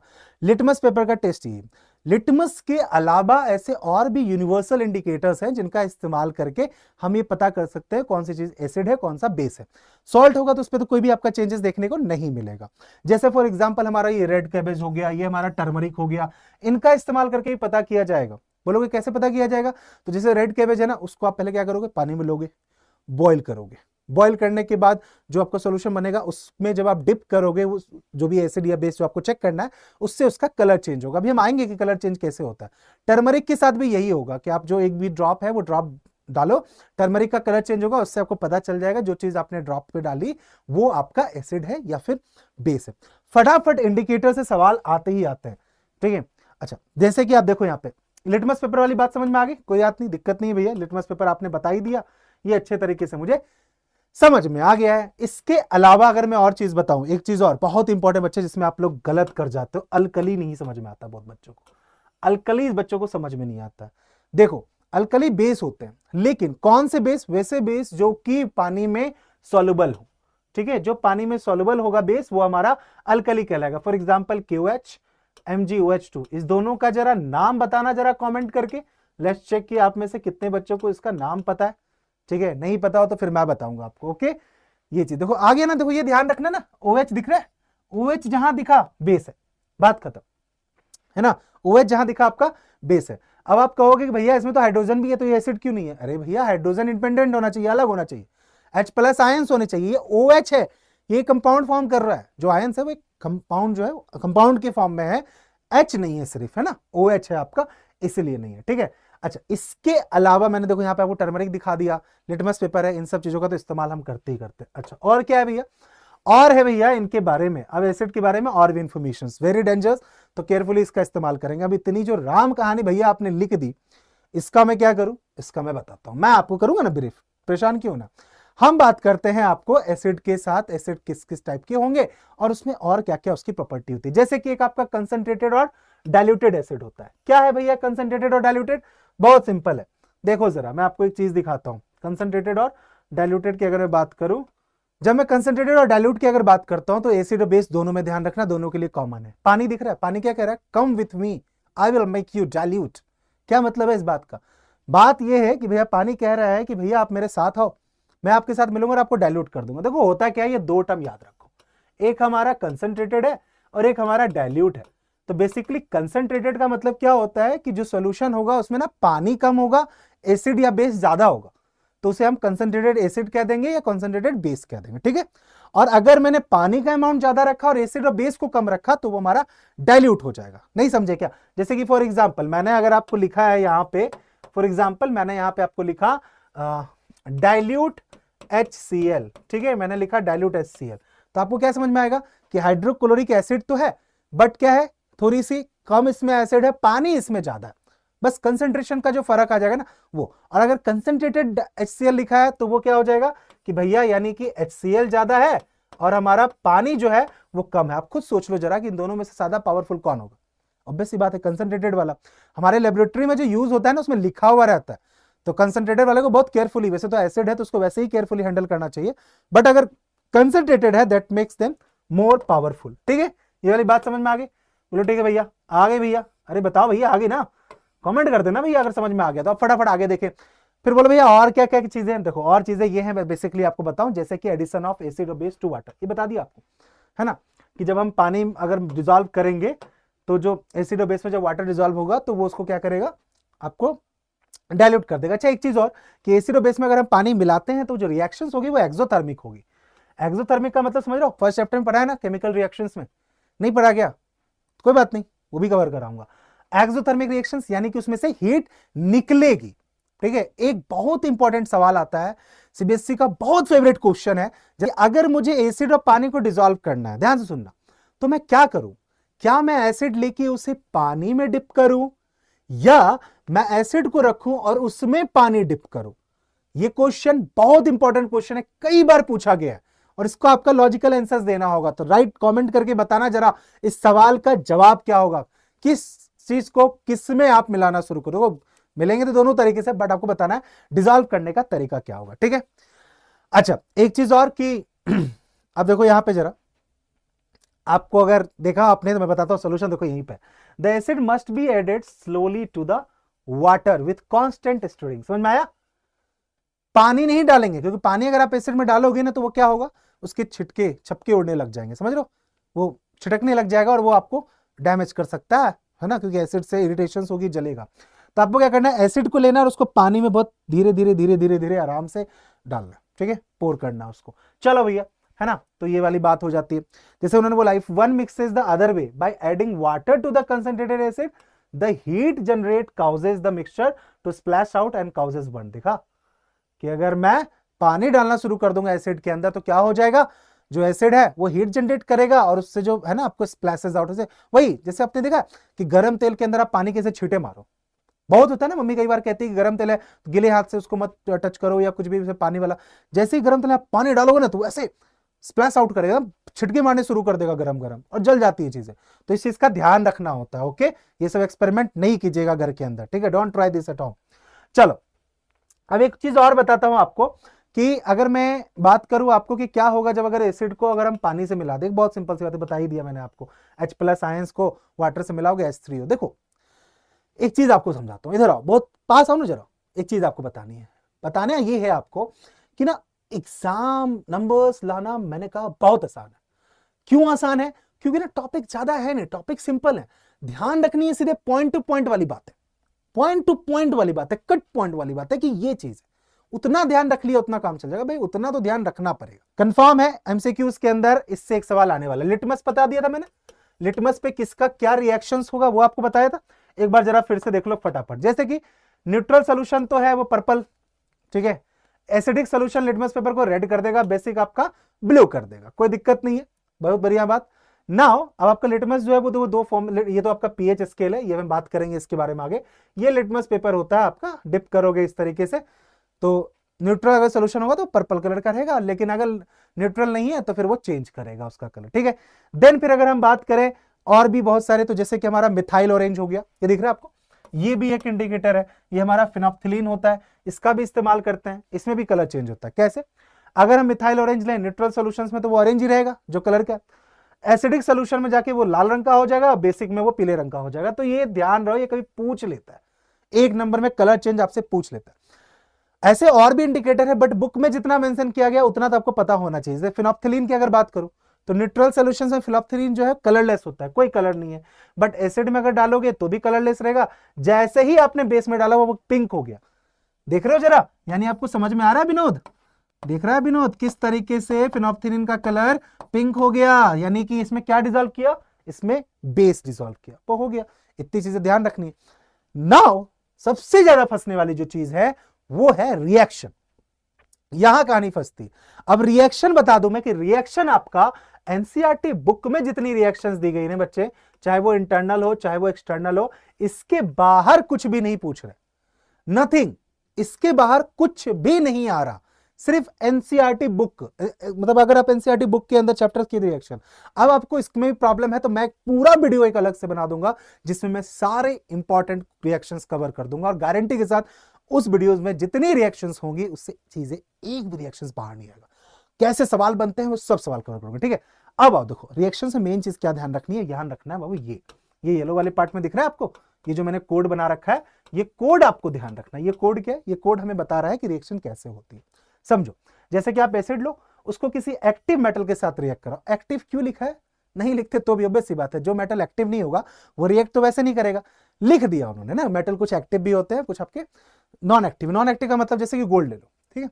अब गोल्ड ना लेस रिएक्टिव है तो उसको नॉन एक्टिव कह सकते हो कि बहुत कम रिएक्ट करता है। खैर, तो एसिड को एक्टिव मेटल के साथ लोगे, रिएक्ट कराओगे, क्या बनेगा? एक तो नमक हाइड्रोजन और हीट। अब एक मुझे एक बात बताओ, ये तो चीज फिक्स है ना, ये हमेशा बनेगी, ये हमेशा ही बनेगी, ठीक है। हीट भी आपका निकलेगा, ये भी हमेशा फिक्स है क्योंकि एक्सोथर्मिक रिएक्शन होगी। डिफरेंस क्या आएगा बाबू? सॉल्ट का आएगा।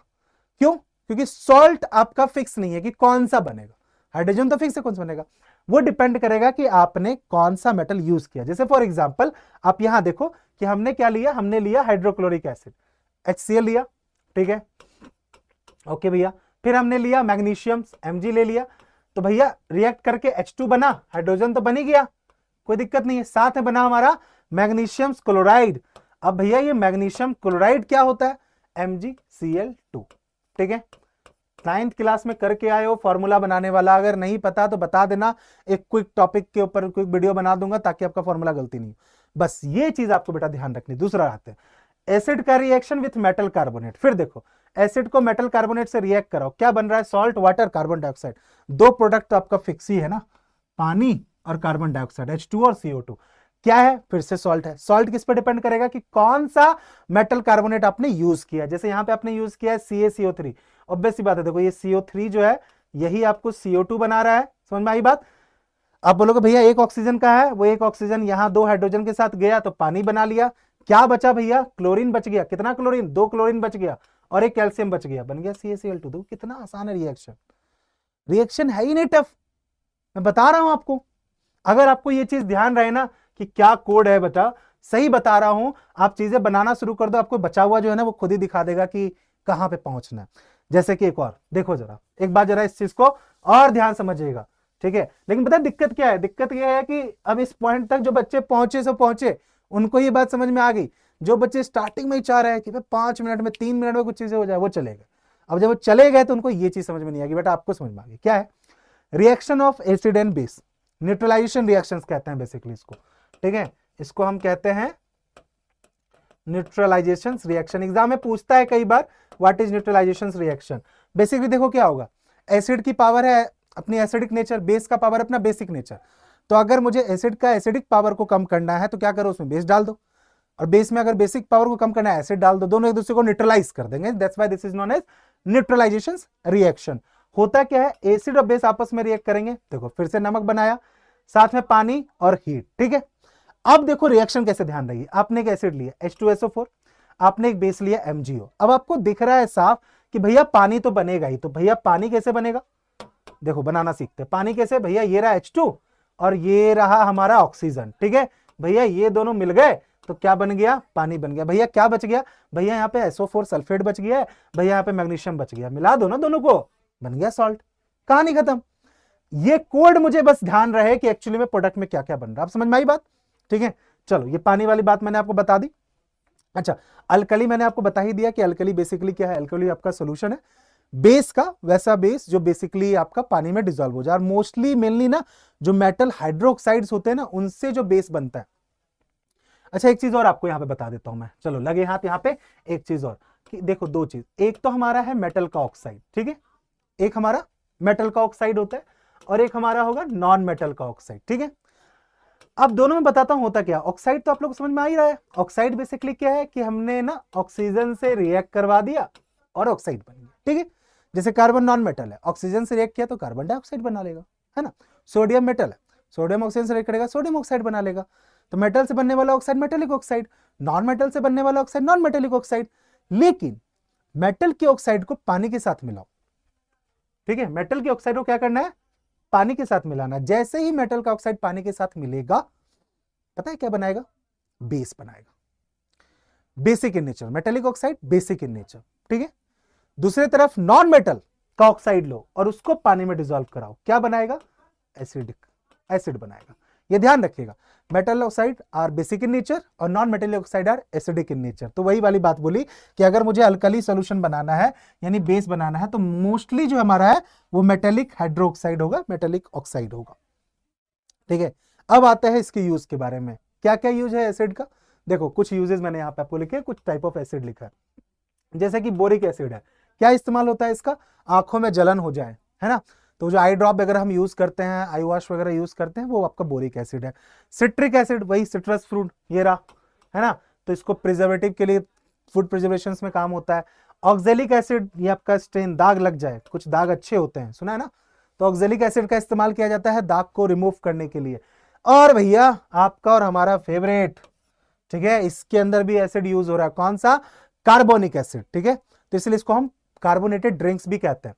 इन ड्रिंक्स को हम, जो फ्लेवर ड्रिंक्स होती है उनको कार्बोनेटेड ड्रिंक्स भी कहते हैं। नेक्स्ट आता है हमारा पीएच, जो स्टार्टिंग में आपको दिखाया था, ध्यान से देखिएगा बच्चों, पीएच क्या है। पीएच का अगर मैं बात करूं ना, पीएच का मतलब होता है power of H+ ions. Basically pH scale basically क्या है, एक समझ लो मीटर है जिसका इस्तेमाल करते हैं हम ये पता करने के लिए कि जो चीज एसिड या बेस है वो कितने पावरफुल एसिड या कितना पावरफुल बेस है। इसमें स्केलिंग जो है वो आपको 0 से शुरू होती है और 14 तक जाती है, ठीक है। 0 से 7 तक के बीच का जो रेंज है वो एसिड के लिए होता है, 7 आपका न्यूट्रल होता है, और फिर 8 से आपका 14 क्या चलता है, बेस चलता है, या उसको आप एल्केलाइन कह सकते हो।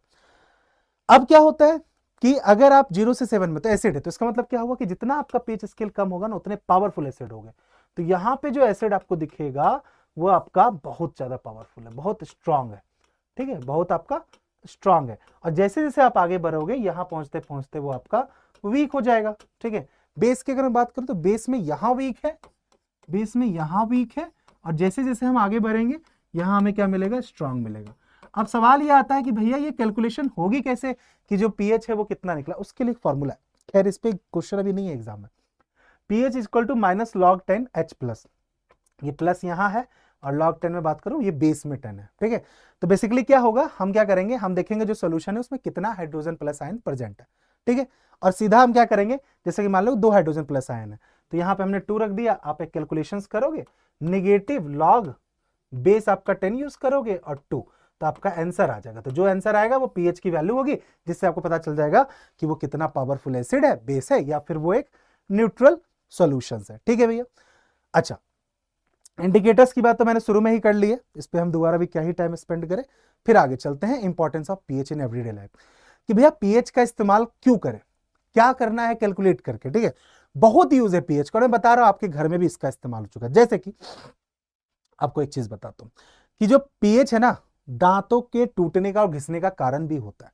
जो हमारा टूथ डिके होता है ये तब होता है जब मान लो कि अगर जो टीथ है उसको ना एसिडिक एनवायरनमेंट मिल जाए, यानी कि पीएच 5.5 या 5.5 से कम, लेस देन और इक्वल टू 5.5 का अगर पीएच मिल जाता है तो भाई साहब क्या हो जाएगा, हमारा टूथ डिके हो जाएगा।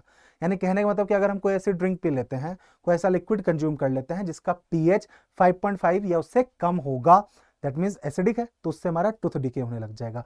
तो इसीलिए जो वाटर होती है ना, इवन जो पानी वगैरह कहीं भी हम जाते हैं, सब शिफ्ट होते हैं, जो प्यूरीफायर वगैरह लगाने आते हैं वो पीएच स्केल होता है उनके पास। कभी आएंगे ना सर्विस करने तो उनके पास देखना, मांगना उनसे, पीएच स्केल होगा, और वो पीएच स्केल वैसे पानी में डिप करेंगे और उससे मेजर कर लेंगे कि भैया आपका वाटर जो है वो एसिडिक हो रहा है, बेस हो रहा है, या वो क्या है। तो न्यूट्रल रहना चाहिए पानी को, मिनरल्स होने चाहिए, बाकी चीजें। अच्छा, और क्या होता है, जैसे जो प्लांट्स और एनिमल्स होते हैं they are sensitive to pH, ठीक है। तो कहने का मतलब क्या हुआ कि कई बार जैसे कि जब आप प्लांट जो है, तो एग्रीकल्चर जब करते हैं, जब किसान खेती करते हैं ना, तो सॉइल का भी पीएच स्केल वो चेक करते हैं कि भैया इस मिट्टी का पीएच कितना है, पीएच स्केल कितना है। उस पीएच स्केल के हिसाब से उस पे वो प्लांट लगाते हैं, ठीक है, कि भैया इस तरह का पीएच स्केल है तो यहाँ पे इस तरह का प्लांट हम यहाँ पे कल्टीवेट कर सकते हैं। So this is how it could be done. अच्छा, पीएच ऑफ सॉइल है ना, बता दिया आपको, वो चीज होता है। अच्छा, एक चीज और आपका होता है यहाँ पे कि जैसे कि हम अपनी बात करें, ह्यूमन बॉडी की बात करें, तो जब आप बायोलॉजी पढ़ोगे, लाइफ प्रोसेस, तो उसमें डाइजेस्टिव सिस्टम पर है ना, हाइड्रोक्लोरिक एसिड होता है। तो हमारी जो बॉडी है वो भी पीएच स्केल्स को लेकर काम कर रही है, समझ लो। हाइड्रोक्लोरिक एसिड मतलब क्या, एसिड हो गया, उसका एक पीएच स्केल्स है जो कि डाइजेशन में आपका मदद करता है। जैसे कि यहाँ पे आपको बताऊं मैं कि जब डाइजेशन होता है स्टमक के अंदर, तो बेसिकली जो स्पेसिफिक पीएच होता है हमारे स्टमक का, वो हमारा 1.5 से 4 तक होता है। ये सब देखो डेटा है बेटा, और सब एग्जाम में आपसे डायरेक्टली पूछा जाता है, ठीक है। और बहुत इंफ्लुएंस होता है कि अगर ये जो पीएच स्केल है स्टमक का, ये थोड़ा भी ऊपर नीचे हो, थोड़ा भी ऊपर नीचे, जैसे ही 1.5 से कम हो जाए, क्या होने लग जाएगी, एसिडिटी, ठीक है। फिर क्या लोगे आप, समझ में आ रहा है, पेट में एसिडिटी होगी तो क्या लेते हैं, इनो। क्यों लेते हैं इनो, क्योंकि इनो बेसिक नेचर होता है, न्यूट्रलाइज कर देगा, है ना, लेकिन अंदर कुछ ना कुछ सॉल्ट जरूर वो फॉर्म कर लेगा, ठीक है। अच्छा, उसके बाद क्या है, जो एनिमल्स है वो अपने सेल्फ डिफेंस में भी पीएच का इस्तेमाल करता है। जैसे कि देखा होगा मधुमक्खियां जो काटती हैं क्यों? क्योंकि उनके अंदर एसिडिक कंपाउंड प्रेजेंट होता है, जिसका जब वो काटती हैं बेसिकली बीज वगैरह जो होती हैं वो रिलीज कर देती हैं वो एसिडिक सब्सटेंस, और वो अपने आप को ना प्रोटेक्ट करने के लिए रिलीज करती हैं, तो इसलिए हम उससे हार्मफुल है। ऐसे ही बहुत सारे प्लांट भी हैं जिनमें सेल्फ डिफेंस मैकेनिज्म होता है कि जैसे आप उनको टच करोगे वो वैसा कंपाउंड रिलीज कर देंगे जिसका पीएच स्केल जो होगा वो उस तरीके का होगा, चाहे एसिड चाहे बेस, दोनों से हमें नुकसान है कि जो बेस है वो भी हमारा माइल्ड इरिटेशन है ना, कॉरोसिव नेचर का होता है, थोड़ा सा माइल्ड इरिटेशन क्रिएट करता है, और जो एसिड है उससे तो जलन होती ही होती है, ठीक है। देन फिर आपको मैंने इंडिकेटर्स के बारे में बताया, जैसे रेड कैबेज हो गया, ये चीज बता दी मैंने, इन सब चीजों का इस्तेमाल करके आप ये चेक कर सकते हो। अच्छा, अब आते हैं हम इनके मैन्युफैक्चरर्स पे कि एसिड और बेस बनाए कैसे जाएंगे। बनाने के वैसे बहुत तरीके हैं, यहां पे जितना तरीका है जो कि किताब के हिसाब से दिया हुआ उतने ही तरीके को हम कवर करते हैं। क्या है भैया तरीका? तरीके की बात करें तो क्या क्या तरीका है, जैसे सबसे पहले नॉन मेटल का ऑक्साइड लो, तो पहले ही बता दिया वाटर मिला दो एसिड है। नॉन मेटल ऑक्साइड लो, सॉरी मेटल का ऑक्साइड लोगे और पानी में मिला दोगे तो आपको क्या मिल जाएगा?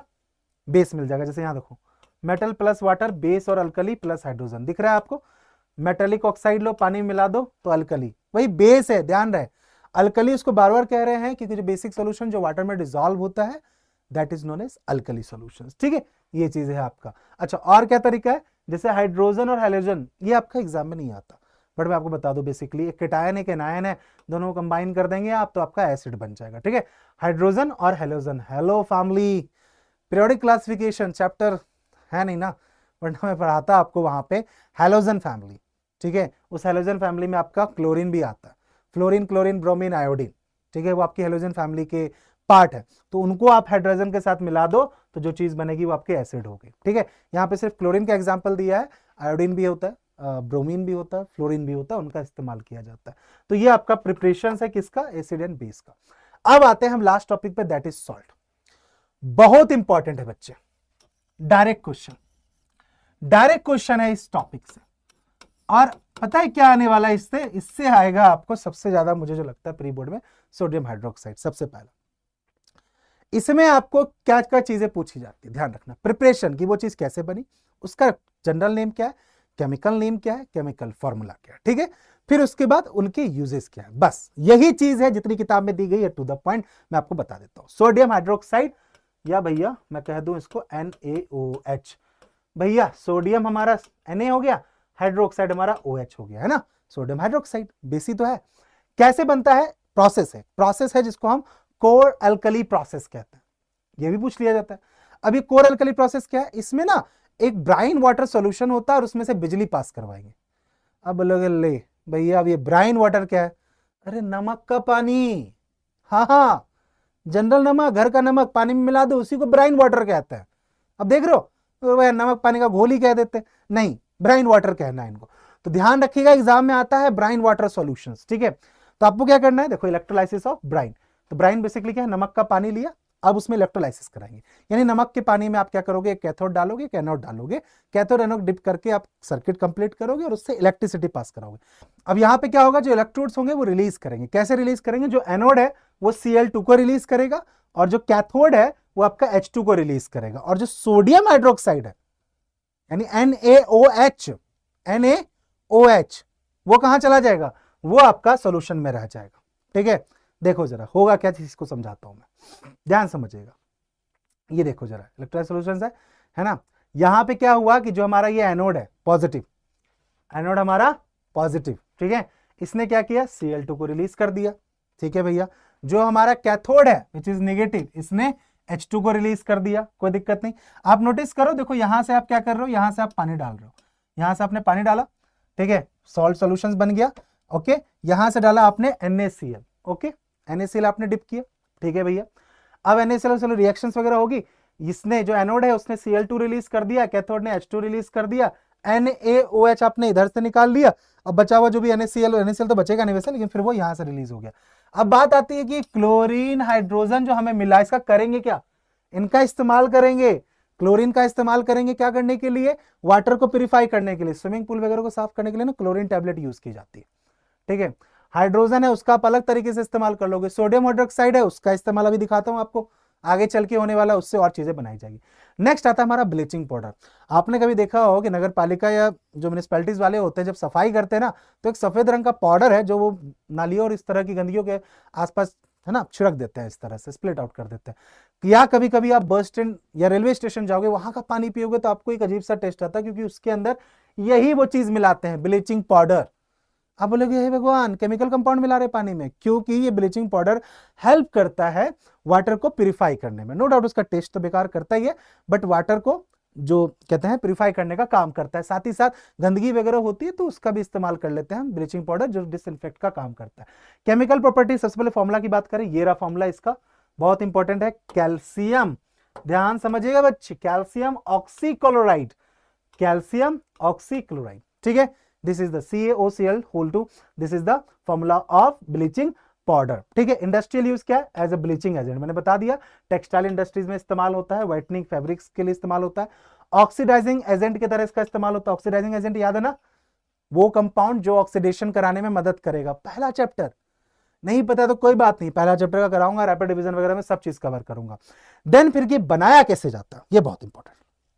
सिंथेसाइज, किसको फॉर्म कैसे करेंगे, कुछ नहीं करना है। यहां पे देखो क्या कीजिएगा, क्लोरीन लीजिए, साथ में उसको स्लेक्ट लाइम यानी CaOH(2), इसके साथ करा दीजिए रिएक्ट। क्लोरीन को स्लेक्ट लाइम के साथ रिएक्ट करा दोगे, ये बन जाएगा ब्लीचिंग पाउडर, साथ में बन जाएगा पानी, क्लोरीन। बात समझ में आ गई आपकी, ठीक है। अच्छा, ये रिएक्शंस 2 बार हो गई है, this is not needed, this is not needed, ठीक है। ये रिएक्शन आपकी 2 बार रिपीट हो गई, तो बस आपको ये करना है, क्लोरीन को स्लेक्ट लाइम के साथ मिला देंगे, बन जाएगा ब्लीचिंग पाउडर, साथ में बन जाएगा हमारा वाटर, और साथ में हमारा बस सॉरी ये चीज आपकी फॉर्म हो जाएगी, दैट्स इट, बात खत्म, इतना सा तो चीज है। नेक्स्ट आता है बेकिंग सोडा। बेकिंग सोडा जिसका इस्तेमाल किया जाता है गर्मा गर्म भटूरे बनाने में, केक बनाने में, क्रिस्पी पकौड़े बनाने में बेकिंग सोडा का इस्तेमाल होता है। घर में ही रखा होगा, ऐसे जाके मत टेस्ट कर लेना, बहुत बेकार होगा, ठीक है। और कई बार अगर ज्यादा डल जाता है ना ये केक वगैरह में, तो उसका भी टेस्ट खराब कर देता है। अब ये करता क्या है, ये हमारा जो खाना क्रिस्पीनेस, उसको फ्लफीनेस, सॉफ्टनेस करने के लिए इस्तेमाल किया जाता है बेकिंग सोडा का, ठीक है। केमिकल नेम की बात करो भैया, ये तो आपने बता दिया, इसका जनरल नेम की बेकिंग सोडा है, केमिकल नेम है इसका सोडियम हाइड्रोजन कार्बोनेट। तो सोडियम का Na, हाइड्रोजन का H, कार्बोनेट का CO3, ठीक है। व्हाइट इन कलर होगा, क्रिस्टलाइन सब्सटेंस होगा। क्रिस्टलाइन का मतलब क्या होता है, देखो जब देखो जैसे नमक वगैरह को देखोगे ना, तो पाउडर फॉर्म में जरूर होता है, बट उसके अंदर हल्के हल्के चमकीले क्रिस्टल्स होते हैं, दैट इज क्रिस्टलाइन सब्सटेंस, ठीक है। टेस्ट की अगर बात करें, स्लाइटली सॉल्टी और अल्केलाइन, वही बेसिक इन नेचर है, तो थोड़ा कड़वापन, बीटर इन टेस्ट है। प्रिपरेशन की बात करते हैं, प्रिपरेशन इंपॉर्टेंट है। जो प्रिपरेशन है इसका, उस प्रोसेस का नाम है सॉल्वेरी प्रोसेस, ठीक है। एग्जाम एनसीईआरटी में नहीं लिखा हुआ आपको सॉल्वेरी, ठीक है ना, ये प्रोसेस मैंने लेकिन बता दिया आपको कैसे होगा। तो आपको क्या करना है, लाइमस्टोन का डिकम्पोजिशन करना है। CaCO3 कैल्शियम कार्बोनेट लिया, डिकम्पोजिशन करने के लिए उसको हीट किया तो आपका कैल्शियम ऑक्साइड बना, साथ में आपका कार्बन डाइऑक्साइड बना। लेकिन ये तो आपका फॉर्म हुआ नहीं, हमें तो NaHCO3 चाहिए था। अब इसमें क्या करेंगे, इसको जो है देखो देखना जरा ध्यान से, यहां ध्यान समझिएगा जरा आप। अब रिएक्शंस कराएंगे विद सॉल्ट एंड अमोनिया, तो NaCl plus NH3 plus CO2 plus H2O। जब इसको हम रिएक्ट कराएंगे तो फिर हमें क्या बनेगा, NaHCO3 प्लस NH4Cl। बात समझ में आ गई, NH4Cl, ठीक है। और ये रहा हमारा, किधर गया दिस वन, ये रहा हमारा बेकिंग सोडा। फिर इसी बेकिंग सोडा का इस्तेमाल करके हम क्या बना लेंगे, वाशिंग सोडा। अभी आगे देखते हैं यूज, देखो इसका कहाँ है, एंटासिड। वही स्टमक के अंदर एसिडिटी वगैरह हो जा रही, इनो नहीं मिले ना, थोड़ा सा बेकिंग सोडा घोल के पी लोगे तो उससे भी काम हो जाएगा। साथ ही साथ इसका इस्तेमाल वही वाटर को सॉफ्ट करने में किया जाता है, जो वॉशिंग पर्पस, अभी हम आने वाले हैं। और अल्केलाइन एजेंट की तरह भी इसका इस्तेमाल होता है, तो इसके बहुत सारे केमिकल प्रोसेस है, ठीक है। देखो आ गया, वॉशिंग बताया था मैंने, वॉशिंग सोडा इसका इस्तेमाल होगा। देखो जरा आप कैसे इसका इस्तेमाल किया जाएगा और किस तरीके से इसको हम यूज करेंगे, ठीक है।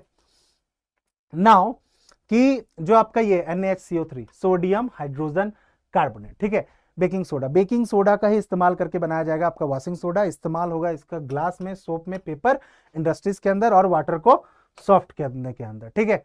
लास्ट आता है हमारा क्रिस्टलाइजेशन ऑफ सॉल्ट। मैंने बताया आपको कि बेसिकली क्रिस्टलाइजेशन का मतलब बच्चे नहीं समझ पाते। देखो होता क्या है कि कोई चीज, बहुत सारी चीज ना पाउडर की फॉर्म में दिखती है, बट एक्चुअली में उसमें थोड़े थोड़े वाटर मॉलिक्यूल्स प्रेजेंट होते हैं, और वो water molecules in form of crystals होते हैं, ना कि लिक्विड फॉर्म में होते हैं। तो जब इस तरह की फॉर्मेशंस होती है सॉल्ट की, तो उसे हम क्रिस्टल्स ऑफ सॉल्ट कहते हैं। अब यहाँ पे वैसे सारे नहीं है, यहाँ पे कुछ क्रिस्टल्स ऑफ सॉल्ट है, उनके बारे में यहाँ पे बात की गई है। देखो जैसे यहाँ पे क्या बताया उन्होंने, certain salt form crystals by combining with definite proportion of water. एक फिक्स प्रोपोर्शन में, एक फिक्स क्वांटिटी में पानी मिला दो तो उससे वो फॉर्म हो जाएगा। ऐसा नहीं कि कुछ भी पानी मिला देना, ठीक है। तो वो आपका क्या कहते हैं, क्रिस्टल्स का फॉर्मेशन ले जाएगा। जैसे फॉर एग्जांपल NaCl, घर में जो नमक यूज होता है, आप नोटिस करना घर के नमक को, ऐसे भी देखोगे ना, हाथ में रख के देखना जरा, तो आपको ना चमकीले चमकीले क्रिस्टल्स देखने को मिल जाएंगे। NaCl। शुगर हो गया आपका, चीनी देखा है, चीनी ऑलरेडी क्रिस्टल्स के फॉर्म में ही है ना, दाना जो उसका है। स्नोफ्लैक्स हो गया, जेम स्टोन्स हो गया, जैसे कि डायमंड वगैरह है, ये सब आपके क्रिस्टल्स के फॉर्म में होते हैं। अब इसमें कुछ एग्जांपल्स हैं इस क्रिस्टल का जो सबसे ज्यादा पूछा जाता है, POP, that is Paris of plaster, कि जब दोस्तों से लड़ाई हो जाए और कोई किसी की टांग तोड़ दे तो भैया जो प्लास्टर चढ़ता है वो POP होता है। तो जाके देखना, POP डॉक्टर के पास पाउडर के फॉर्म में होता है, लेकिन जैसे उसको पानी के साथ मिला के और वो फॉर्म करते हैं तो इतना हार्ड स्ट्रक्चर बना लेता है, ठीक है। और ये फॉर्मूला है POP का। पानी देख रहे हो कितना है, हाफ H2O, ठीक है, 2 unit of CaSO4 calcium sulphate, और फिर आपका हाफ यूनिट ऑफ H2O, ठीक है। अब इसी में आप क्या करो, हाफ है ना, 1.5 पानी और दे दो इसको, बस। तो क्या बन जाएगा, बन जाएगा जिप्सम, ठीक है। जिप्सम, जिप्सम को देखो, जिप्सम को वापस अगर मैं हीट कर दूं एट 373 केल्विन या 100 डिग्री सेल्सियस पे, तो वापस से मुझे क्या मिल जा रहा है, POP। इस्तेमाल कहां होगा, फ्रैक्चर वगैरह हो जाए तो वहां पे इस्तेमाल होता है, स्कल्पचर्स वगैरह बनाने में इस्तेमाल होता है, और जिप्सम का इस्तेमाल तो ये बैंडेज वगैरह में भी होता है। This is all about the chapter of acid, base and salt. यहां तक अगर पहुंचे तो आपको ये चैप्टर बिल्कुल अच्छे तरीके से क्लियर हो गया होगा। मैंने पूरा निचोड़ निकाल दिया है इस चैप्टर का, और सही बता रहा हूं कि इसमें जितना भी बताया इससे बाहर चैप्टर का टॉपिक नहीं है। अब मुद्दा यह है कि भैया चैप्टर पढ़ लिया है, लेकिन चैप्टर के क्वेश्चंस चाहिए हमें, PYQ चाहिए हमें, MMCQ चाहिए हमें, एसेशन रीजनिंग चाहिए हमें, केस बेस्ड स्टडी चाहिए। ठंड रखो, सब आ रहा है, सब आ रहा है। बस करना क्या है, लाइक, शेयर और सब्सक्राइब कर देना। देखो भैया, इतना मेहनत हम कर रहे हैं, एक छोटी सी मेहनत आपको करनी है, इससे तो क्लिक करके बटन दबाना है और दोस्तों के साथ शेयर करना है, ठीक है। शेयर कर दिया ना, अभी जाना नहीं है। चैप्टर का थ्योरी किया है ना, इसके क्वेश्चंस कौन करेगा, जरूर। पहले चश्मा पहन लेता हूं मैं, ठीक है, और आ जाओ। अब MIQs और PYQs करते हैं इस चैप्टर के भी। दिख रहा है ना सवाल, 2020 में पूछा गया, देखो कितना इजी क्वेश्चन है। चैप्टर की थ्योरी अगर ढंग से कर लो ना, तो सवाल में कोई तुम्हें फंसा ही नहीं सकता है।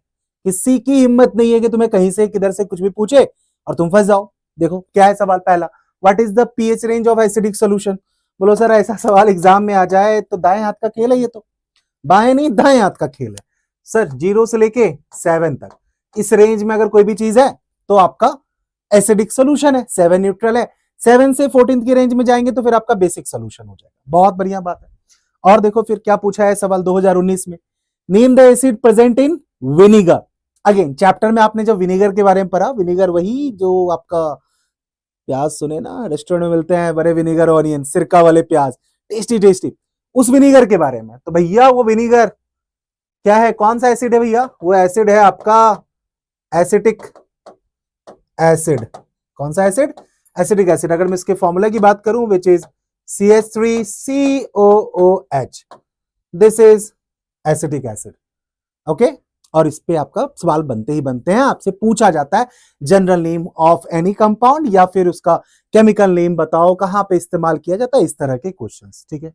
और देखो क्या है सवाल, what is the chemical formula of washing soda. देखो सॉल्ट वाला जो टॉपिक है ना इस चैप्टर का, भैया उसको तो एकदम घोल के पी जाओ। और जैसा कि मैंने पहले चैप्टर करवाते वक्त जब आपको ये बात बोली कि रिएक्शंस को आपको लिख लिख के याद करना चाहिए, सिमिलरली आपको जैसे कि जब आप इस चैप्टर को आप कर रहे हो, इस चैप्टर में जो सॉल्ट प्रिपरेशन है एक बार में याद नहीं होगी, तो what you have to do, आपको सॉल्ट प्रिपरेशंस को बार बार लिखना पड़ेगा, मेमोराइज करना पड़ेगा। तो what is the chemical formula of washing soda. Washing soda वही जो सरफ है हमारा, ठीक है, अगर मैं उसके बारे में बात करूं, दैट इज Na2CO3.10H2O, ठीक है, 10H2। एक सवाल और आता है जिसमें ये वाला एग्जांपल हम यूज करते हैं, ठीक है। और अभी तक अगर तुम्हें सॉल्ट प्रिपरेशन ध्यान नहीं हुई बेटा, तो फिर मुझे बाद में मत बोलना कि भैया एक वीडियो पे क्लिक किया, आपने इतनी सारी बातें बताई, बट स्टिल हम दोबारा से मिड टर्म एग्जाम में खराब स्कोर करके आ रहे हैं। जब जो बता रहा हूं ना बेटा, वो चीज करके जाना।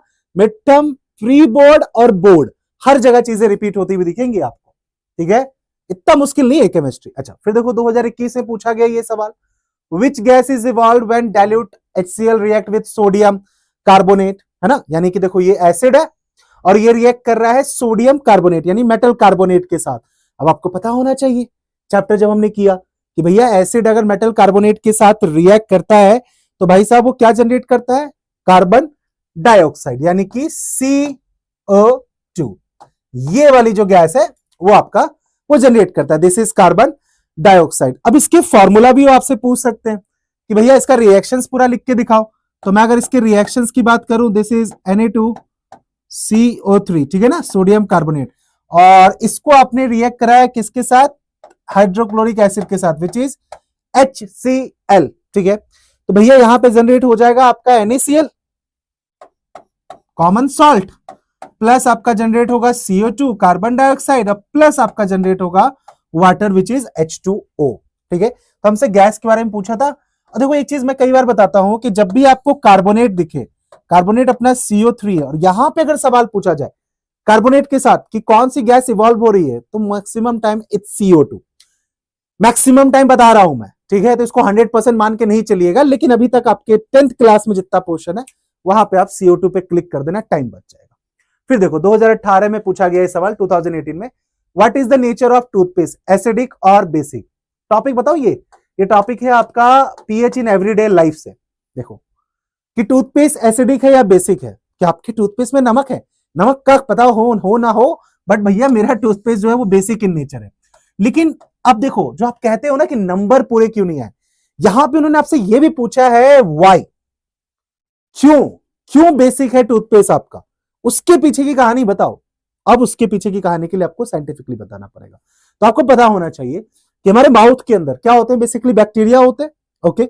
और वो बैक्टीरिया क्या करते हैं, एसिड रिलीज करते हैं। अब उस एसिड को अगर मुझे न्यूट्रलाइज करना है तो मुझे क्या करना होगा, yes you are right, base use करना पड़ेगा। इसीलिए टूथपेस्ट बेसिक इन नेचर होता है, सो दैट कि वो जो बैक्टीरिया ने जो भी एसिड रिलीज किया उसको न्यूट्रलाइज कर सके।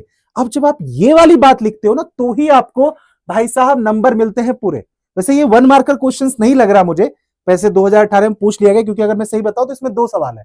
एक तो ये कि एसिड है या बेस है, तो कम से कम आधा नंबर तो इस पे हो, और वाई जो पूछा है उसका 1.5 नंबर हो, तो ये 2 नंबर डिजर्व करता है। बट भाई 1 नंबर में पूछा गया तो क्या ही कर सकते हैं। और कैसे सवाल आते हैं, differentiate between strong and weak acid with 1 example of each. हाँ देखो ये तो बहुत पूछते हैं, 2020 में पूछा गया, एक स्ट्रॉन्ग एसिड एक weak acid, similarly strong base और वीक बेस। अब देखो जब भी आपसे स्ट्रॉन्ग और वीक की बात है, पहले तो उसको अब बाद में देखो क्या पूछा है, एसिड पूछा है। तो भैया एसिड स्ट्रॉन्ग और बेस कब होगा, जब एसिड अपनी प्रॉपर्टी पे गेम खेलेगा। मतलब एसिड क्या है भैया, एसिड करता है अपना एक ion release, and that ion is H+ ion. अगर मैं इस आयन की बात करूं तो आयन आपका H+ आयन है, ठीक है। नाउ कोई एसिड स्ट्रॉन्ग एसिड इसलिए है, ध्यान से सुनिएगा, कोई एसिड स्ट्रॉन्ग एसिड इसलिए है क्योंकि जब वो वाटर में डिसॉल्व होगा तो वो कंप्लीटली डिसोसिएट करेगा और H+ आयन जनरेट कर देगा, तो वो स्ट्रॉन्ग एसिड है। लेकिन वही अगर दूसरा एसिड पार्सली डिसोसिएट हो, पार्सली H+ आयन जनरेट करे, तो वो आपका वीक एसिड कहलाएगा। एग्जाम्पल मैं आप पे छोड़ रहा हूं कि तुम अगर सिंसियरली इस वीडियो को देख रहे हो ना, तो तुम इसको पॉज करो, किया करो, अब कमेंट में आंसर दो, वीक एसिड और स्ट्रॉन्ग एसिड का एक एग्जाम्पल कर दिया। अब आ जाओ अगला, देखो जरा क्या है सवाल, why does dry HCl gas not change the colour of dry litmus paper. ये सेम सवाल 2 तरीके से पूछा जाता है, एक तो ड्राई HCl गैस पूछ दिया, ठीक है। वैसे तो ऐसे ही HCl गैस के बारे में पूछते हैं, काफी बार पूछा गया सवाल, काफी बार बच्चे कंफ्यूज कर जाते हैं कि भाई HCl देखा तो फट से हाइड्रोक्लोरिक एसिड दिमाग में क्लिक किया। अब हाइड्रोक्लोरिक एसिड लिटमस पेपर का कलर चेंज कैसे नहीं करेगा भैया, एसिड है तो करेगा, ब्लू चेंजेस टू रेड होगा, लेकिन यहां नहीं होता। उसका कारण है कि भैया HCl गैस जब ड्राई इन नेचर होता है ना, तो वो H+ आयंस लिबरेट नहीं करता। अब जब तक ये H+ आयंस लिबरेट नहीं करेगा तो ये एसिडिक बिहेवियर कैसे दिखाएगा, और जब तक ये एसिडिक बिहेवियर नहीं दिखाएगा तो भैया लिटमस पेपर का कलर चेंज भी कैसे होगा। तो इसीलिए तो आपको सीधा बताना है। अब इसीलिए हम क्या करते हैं, जो एसिड हम यूज करते हैं ना, वो इसका एक्वस सोल्यूशन है, वाटर के साथ डिसॉल्व करके तब जाके ये चीजें बना पाता है। अच्छा और देखो 2022 में पूछा गया सवाल, right the chemical name and formula of plaster of Paris, POP, ठीक है। एक तो प्लास्टर ऑफ पेरिस और इसका कजन ब्रदर कौन, जिप्सम, फॉर्मूला दोनों के सेम है, बस खाली उसमें से वाटर मॉलिक्यूल्स निकाल देंगे और काम हो जाएगा, ठीक है। तो इसका देखो केमिकल नेम भी पूछा है और साथ ही साथ फॉर्मूला पूछा है। तो 1 नंबर नाम बताने के और 1 नंबर इसके फॉर्मूला बताने के। ठीक है, अभी तक तुम लोगों को पता चल गया होगा, सॉल्ट प्रिपरेशन तुम लोगों ने अच्छे से कर ली है। और मैंने फिर कहा कि अगर तुम सीधा क्वेश्चंस पे आ गए हो, थोड़ा सा पीछे जाओ और रोक के एक बार दोबारा से भैया सॉल्ट प्रिपरेशन आप देख लो। तो भैया ये रहा CaSO4.1.5H2O। क्या मैंने सही लिखा है? CaSO4.1.5H2O। Yes, you are right, this is wrong. CaSO4.5H2O। क्यों भैया? क्योंकि सर जब जिप्सम होता है उसमें 2H2O होता है, जिप्सम को हम हीट करते हैं तो 1.5H2O निकल जाता है, हाफ H2O हमारा बचता है। ठीक है, अब ये था इसका फॉर्मूला। नाम पूछा बेटा, कितना सिंपल नाम है, कैल्शियम सल्फेट, कोई दिक्कत नहीं है, this is calcium. Okay, SO4 मतलब सल्फेट और आपका हाफ H2O मतलब हेमीहाइड्रेट। ठीक है, हाफ H2O का मतलब क्या है? हेमीहाइड्रेट। ठीक है, this is what it means, calcium sulphate hemihydrate, CaSO4.5H2O। बहुत बढ़िया बात। अच्छा, एक सवाल जो मुझे लग रहा है कि काफी टाइम से, ये रिसेंट ईयर में मैंने देखा है इस सवाल को ज्यादा रिपीट होते हुए, और ये वाला पार्ट है एफ्लोरेंस, क्योंकि इसके बारे में ना एनसीईआरटी में बहुत कम बात की गई है, बट मुझे लगता है कि एक अच्छा सवाल है क्योंकि ये टर्मोलॉजी के ऊपर है और साइंस में टर्मोलॉजी पे सवाल बहुत बनते हैं। तो कोई सीबीएसई 2021 में पूछा गया था, what is efflorescence, give an example. अब ये वर्ड सुनने में बड़ा ऐसा लग रहा है कि पता नहीं क्या यूरोपियन वर्ड उठा लिया है, क्या शेक्सपियर की डिक्शनरी से उठा लिया गया ये सवाल है। नहीं नहीं, बहुत सिंपल टर्म है बेटा, कि एफ्लोरेंस का मतलब क्या होता है और इसे हमें एक्सप्लेन करना है विथ एन एग्जांपल। तो देखो, अपना जो वॉशिंग सोडा है Na2CO3, ध्यान से देखो, इसमें वाटर मॉलिक्यूल्स भी है। कितने वाटर मॉलिक्यूल्स हैं? 10H2O। तो एफ्लोरेंस बेसिकली क्या होता है कि जब भी कोई कंपाउंड जिसमें क्रिस्टल्स फॉर्म में वाटर मॉलिक्यूल्स प्रेजेंट है और वो उस वाटर मॉलिक्यूल्स को लूज करे, ठीक है, तो भैया वाटर मॉलिक्यूल्स को लूज करने का जो प्रोसेस है that is known as efflorescence. तो भैया यहां पे भी क्या होगा, जो हमारा ये वॉशिंग सोडा है Na2CO3 वो 10H2O से लूज करके सिर्फ H2O ही रह जाएगा। ठीक है, तो लूजिंग ऑफ वाटर, ठीक है, loss of water is known as efflorescence. ठीक है, this is what it means. बहुत बढ़िया, आगे देखते हैं फिर। Explain the process of neutralization with an example, write the chemical equation. 3 number का क्वेश्चन है, सवाल बहुत आसान है। न्यूट्रलाइजेशन रिएक्शंस के बारे में बताओ और उसको एक एग्जांपल से एक्सप्लेन करो। अगेन मैंने कहा मैं सिर्फ एनसीईआरटी वाला एग्जांपल ही लिखूंगा यहाँ पे। ठीक है, NaOH sodium hydroxide which is base, और इसको आप रिएक्ट करा रहे हो किसके साथ? एसिड के साथ, हाइड्रोक्लोरिक एसिड के साथ। अब आप सबको पता है कि भैया यहाँ पे क्या होगा कि जो ये हमारा OH है ना, ये हाइड्रोजन से रिएक्ट करेगा। ठीक है, न्यूट्रलाइजेशन में क्या होता है, ये OH आयंस, हाइड्रोजन आयंस, ये दोनों कंबाइन हुए और मिलके बनाएंगे भैया पानी, H2O। और बाकी जो आपके पास बच जाएगा, जैसे कि आपका Na और जैसे कि आपका क्लोरीन, तो ये Na क्लोरीन के साथ कंबाइन होगा और बनाएगा आपका NaCl। हो गया। न्यूट्रलाइजेशन रिएक्शन यही होता है, एसिड और बेस कंबाइन कर जाए, बना ले पानी और साथ में जनरेट कर दे वो एक सॉल्ट। ठीक है, salt plus water, this is what the neutralization reaction is. ठीक है, तो भैया बहुत अच्छी बात है। अब आगे देखो फिर क्या है, 2019 में पूछा गया सवाल, how is baking soda prepare, right it's 2 uses. मैं बार बार कह रहा हूं, 1000 बार कहूंगा, 1,00,000 बार कहूंगा, तुम्हें स्कोर करना है मिड टर्म में नहीं, प्री बोर्ड में नहीं, बोर्ड एग्जामिनेशन में भैया। एसिड बेस सॉल्ट चैप्टर में सॉल्ट प्रिपरेशन घोल के पी जाओ बेटा, और देखो मुश्किल से 5 से 6 सॉल्ट है, डेली 2 बार लिखोगे ना, ऐसे ही दिमाग में बैठ जाएगा। देखो बेकिंग सोडा कैसे बनता है और इसके 2 यूजेस बताओ। कैसे बनता में आप इसको सोचोगे कि आप इसका थ्योरी वाला पार्ट करके निकल जाओ, तो नहीं, केमिस्ट्री है, आपको भैया इसको इक्वेशन के साथ एक्सप्लेन करना पड़ेगा। तो अब मैं अगर इसके इक्वेशंस की बात करता हूं, let's talk about the equations. तो इसमें क्या क्या है, इसमें है भैया NaCl, पहली बात क्या है, NaCl which is common salt. साथ में क्या है भैया, साथ में है वाटर H2O, फिर क्या है, फिर है आपका कार्बन डाइऑक्साइड, और एक और चीज है जिसको हम फर्टिलाइजर कहते हैं विच इज अमोनिया NH3। इन सबका मिक्सचर कर दिया आपने, जब ये सारी चीजें मिक्स होती हैं तो दो प्रोडक्ट बनते हैं, एक तो आपका NH4Cl बनता है पहली बात, और दूसरा बनता है जो कि अपना बेकिंग सोडा है, sodium which is Na, hydrogen which is H, carbonate which is 3। तो this is sodium hydrogen carbonate, जिसे हम बेकिंग सोडा के नाम से जानते हैं। तो ये है हमारा सोडियम हाइड्रोजन कार्बोनेट। ठीक है, रिएक्शंस आपसे बेटा पूछी ही जाती है ना, रिएक्शंस आपसे पूछी जाती है, फॉर श्योर पूछी जाती है, तो आपको ये ध्यान रखना है। ठीक है, तुम अगर वीडियो के इस पार्ट तक पहुंच गए हो ना, मतलब कि भैया तुमने अच्छे तरीके से तैयारी कर ली है मिड टर्म। ठीक है, अब देखो जैसे why does an aqueous solution of acid conduct electricity. मैं हूं इसलिए कह रहा हूं क्योंकि मुझे हंसी आई भैया इस सवाल पे। 2021 में पूछा गया कि एक्वस सोल्यूशन ऑफ जो एसिड है वो इलेक्ट्रिसिटी कंडक्ट क्यों करता है। अरे भैया इलेक्ट्रिसिटी कंडक्ट करने के लिए चाहिए हमें आयंस। ठीक है, अब obvious सी बात है ना कि अगर एक्वस सोल्यूशन किसी भी एसिड का इलेक्ट्रिसिटी कंडक्ट कर रहा है, दैट मींस कि भैया वो आयंस लिबरेट कर रहा होगा वो एक्वस सोल्यूशन एसिड का, इसीलिए ऐसा हो पा रहा। अगर भैया नहीं होगा, अगर एसिड आयन डिसोसिएट नहीं करेगा तो obvious सी बात है इलेक्ट्रिसिटी जनरेट नहीं होगी। तो ये वाली कहानी आपको लिखनी है।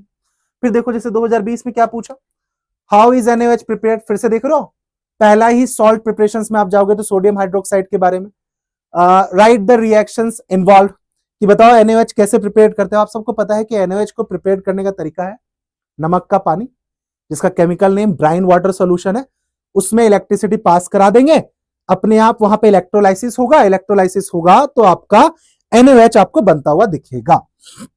तो आपने लिया नमक विच इज NaCl, और फिर आपने डाल दिया इसको वाटर में विच इज H2O, जिसको हम ब्राइन वाटर सोल्यूशन कहते हैं। सिंपल सी बात। ठीक है, NaCl plus H2O, this is brine water solution. आपने इसको मिक्स कर दिया, क्या बना भैया, पहले तो आपका बना NaOH which is sodium hydroxide, साथ में रिलीज हुआ आपका क्लोरीन और आपका हाइड्रोजन। ठीक है, क्लोरीन एंड हाइड्रोजन, ये ध्यान रखिएगा, इन सब का यूज हो जाता है। क्लोरीन का इस्तेमाल हम एज ए क्लींजिंग एजेंट करते हैं, ये बता रहा हूं क्योंकि पूछते भी है ना, स्विमिंग पूल वगैरह साफ करने में। हाइड्रोजन का इस्तेमाल हम एज अ फ्यूल की तरह भी करते हैं, और जो ये हमारा सोडियम हाइड्रोक्साइड है इसका इस्तेमाल किया जाता है और भी नई चीजें और भी नए प्रोडक्ट बनाने में। ठीक है, इलेक्ट्रोलाइसिस पे ये वाला सवाल आपका बनता है। सॉल्ट प्रिपरेशन बेटा जरूरी है। ठीक है, देखो फिर से, describe the preparations properties and uses of bleaching powder. अच्छा मैं ये कह रहा हूं कि जरूरी नहीं, ये 2019 में पूछा गया, तो पहले सवाल ना डायरेक्ट आते थे कि आपको डायरेक्ट प्रिपरेशंस पे वो क्वेश्चंस पूछ देते हैं। ठीक है, अब वो ऐसा नहीं कर रहे, अब वो एप्लीकेशन बेस्ड जा रहे हैं। लेकिन बात ये है कि उस एप्लीकेशन बेस्ड क्वेश्चंस के पीछे का जो सॉल्यूशन होगा, जो आंसर होगा, वो आपको अगर प्रिपरेशंस आती है तो ही आप बता पाओगे। जैसे कि यहाँ पे फिर से पूछा properties and uses of bleaching powder. ठीक है, इस सॉल्यूशन का आंसर मैं यहाँ लिख नहीं रहा हूं ताकि आपकी वीडियो का लेंथ बचा लो, क्योंकि आपको ऑलरेडी मैंने थ्योरी में बता रखा, आप जाकर देखो ब्लीचिंग पाउडर कैसे बनाए जाते हैं, उसका केमिकल फॉर्मूला और फिर उसके यूजेस के बारे में। ठीक है, तो ये सारी बातें आपको समझ में आ गई। अब देखिए और सवाल है क्या, हाँ 2022 में पूछा गया सवाल, a student added blue litmus solution to a test tube containing dilute HCl, what colour changes it observe. देखो कितना ये देखने में लग रहा है प्रैक्टिकल बेस्ड क्वेश्चन है ना, देखने में कितना लंबा चौड़ा सवाल लग रहा है, क्या पूछ दे, बट देखो सिंपल पूछा है कि एक एसिड का लिटमस पेपर पे क्या चेंज होगा। आप सबको पता है the blue changes to red, हो गया, यही है क्योंकि एसिड है, कहानी खत्म। तो अब आपको देखो जाई भाई, आपको दोनों चैप्टर जो आपके मिड टर्म में आ रहे हैं, एक वीडियो से आपको पूरे चैप्टर की थ्योरी हो गई कवर, आपको क्वेश्चंस दिख गए, आपको टाइप ऑफ क्वेश्चंस दिख गए, पैटर्न दिख गया क्वेश्चंस का, PYQs दिख गया क्वेश्चंस का। तुम इसको रैपिड के रिवीजन की तरह देखना चाहते हो तो 1.5x पे सुन लो। जब जब तुम्हें, और देखो एक साथ अगर तुमने इस वीडियो को देखा है तो तुम्हें सारी चीजें समझ में नहीं आई होंगी। ठीक है, इसलिए हमने ये वीडियो डिजाइन भी किया था बेटा, कि आपको जब जब मौका मिले आपके पास वो एक वीडियो हो, इसको आप क्लिक करके अलग अलग टाइम स्टैम्प पे अपने हिसाब से जब जो टॉपिक में फंस रहे हो वो टॉपिक आप रिकॉल कर लो। अब तुम इस वीडियो पे कमेंट कर चुके होगे अभी तक, आई नो दैट, कि इस वीडियो के साथ जो आपने कमेंट किया था सैंपल पेपर का, yes sample paper with solutions आपको जल्दी ही रिलीज किया जाएगा, उसका लिंक यहाँ पे अपडेट कर देंगे। अगर जब वो अपलोड हो चुका होगा, जब तक ये वीडियो मैं रिकॉर्ड कर रहा हूं, तो आपको डिस्क्रिप्शन में लिंक दिख जाएगा और आपको कमेंट सेक्शन में। और अगर ये अपलोड नहीं हुआ है तब तक, तो भैया जब वो अपलोड आएगा, यानी जब वो सॉल्यूशंस बन जाएंगे, जब वो पेपर आपके डिजाइन होके आ जाएंगे, जो कि मिड टर्म से पहले होंगे जल्दी, तो आपको फिर भी यहाँ पे लिंक देखने को मिल जाएगा। ठीक है, बाकी सारी चीजों अपडेट के लिए भैया तुमको टेलीग्राम है ही डिस्क्रिप्शन में, तुम ज्वाइन कर लो। आने वाले मिड टर्म, आपके प्री बोर्ड, आपके बोर्ड्स, सारी प्रिपरेशंस, ठीक है। और दूसरी सबसे इंपॉर्टेंट बात, मैं बार बार एक चीज कहता हूं, this is the only channel, okay, और मैं ये डंके की चोट पे कह रहा हूं, जहां पे क्या वीडियोस बननी है, कौन से लाइव सेशंस होंगे, कौन से टॉपिक हम कवर करेंगे, वो हम डिसाइड नहीं करते, वो आप डिसाइड करते हो। This channel is for you all. तो इसीलिए इस वीडियो पे बस मैं आपसे 2-3 चीजें चाहता हूं। एक तो कि तुमने सही में अगर इस एक वीडियो के लिंक से मिड टर्म एग्जाम फोड़ा है, तो भैया तुम इस वीडियो के कमेंट सेक्शन में आके ये बात लिखोगे, क्योंकि बेटा इस वीडियो को रिकॉर्ड करने में, बनाने में टाइम लगता है, एफर्ट लगता है, और उस एफर्ट का ना आप हमें एक छोटा सा कंट्रीब्यूशन दे सकते हो, फीडबैक, सो दैट हम उस पर और बेटर काम कर सकते। दूसरा, जो भी प्रॉब्लम जिस भी सब्जेक्ट में तुम्हें फेस हो रही हो, तुम वीडियो के कमेंट सेक्शन में बता दो, ओके। और लास्ट थिंग, एक लाइन लिख देना है बस, मैं और आप मिलके मिड टर्म फोड़ेंगे। See you all in the next video, तब तक all the best for your mid term examinations.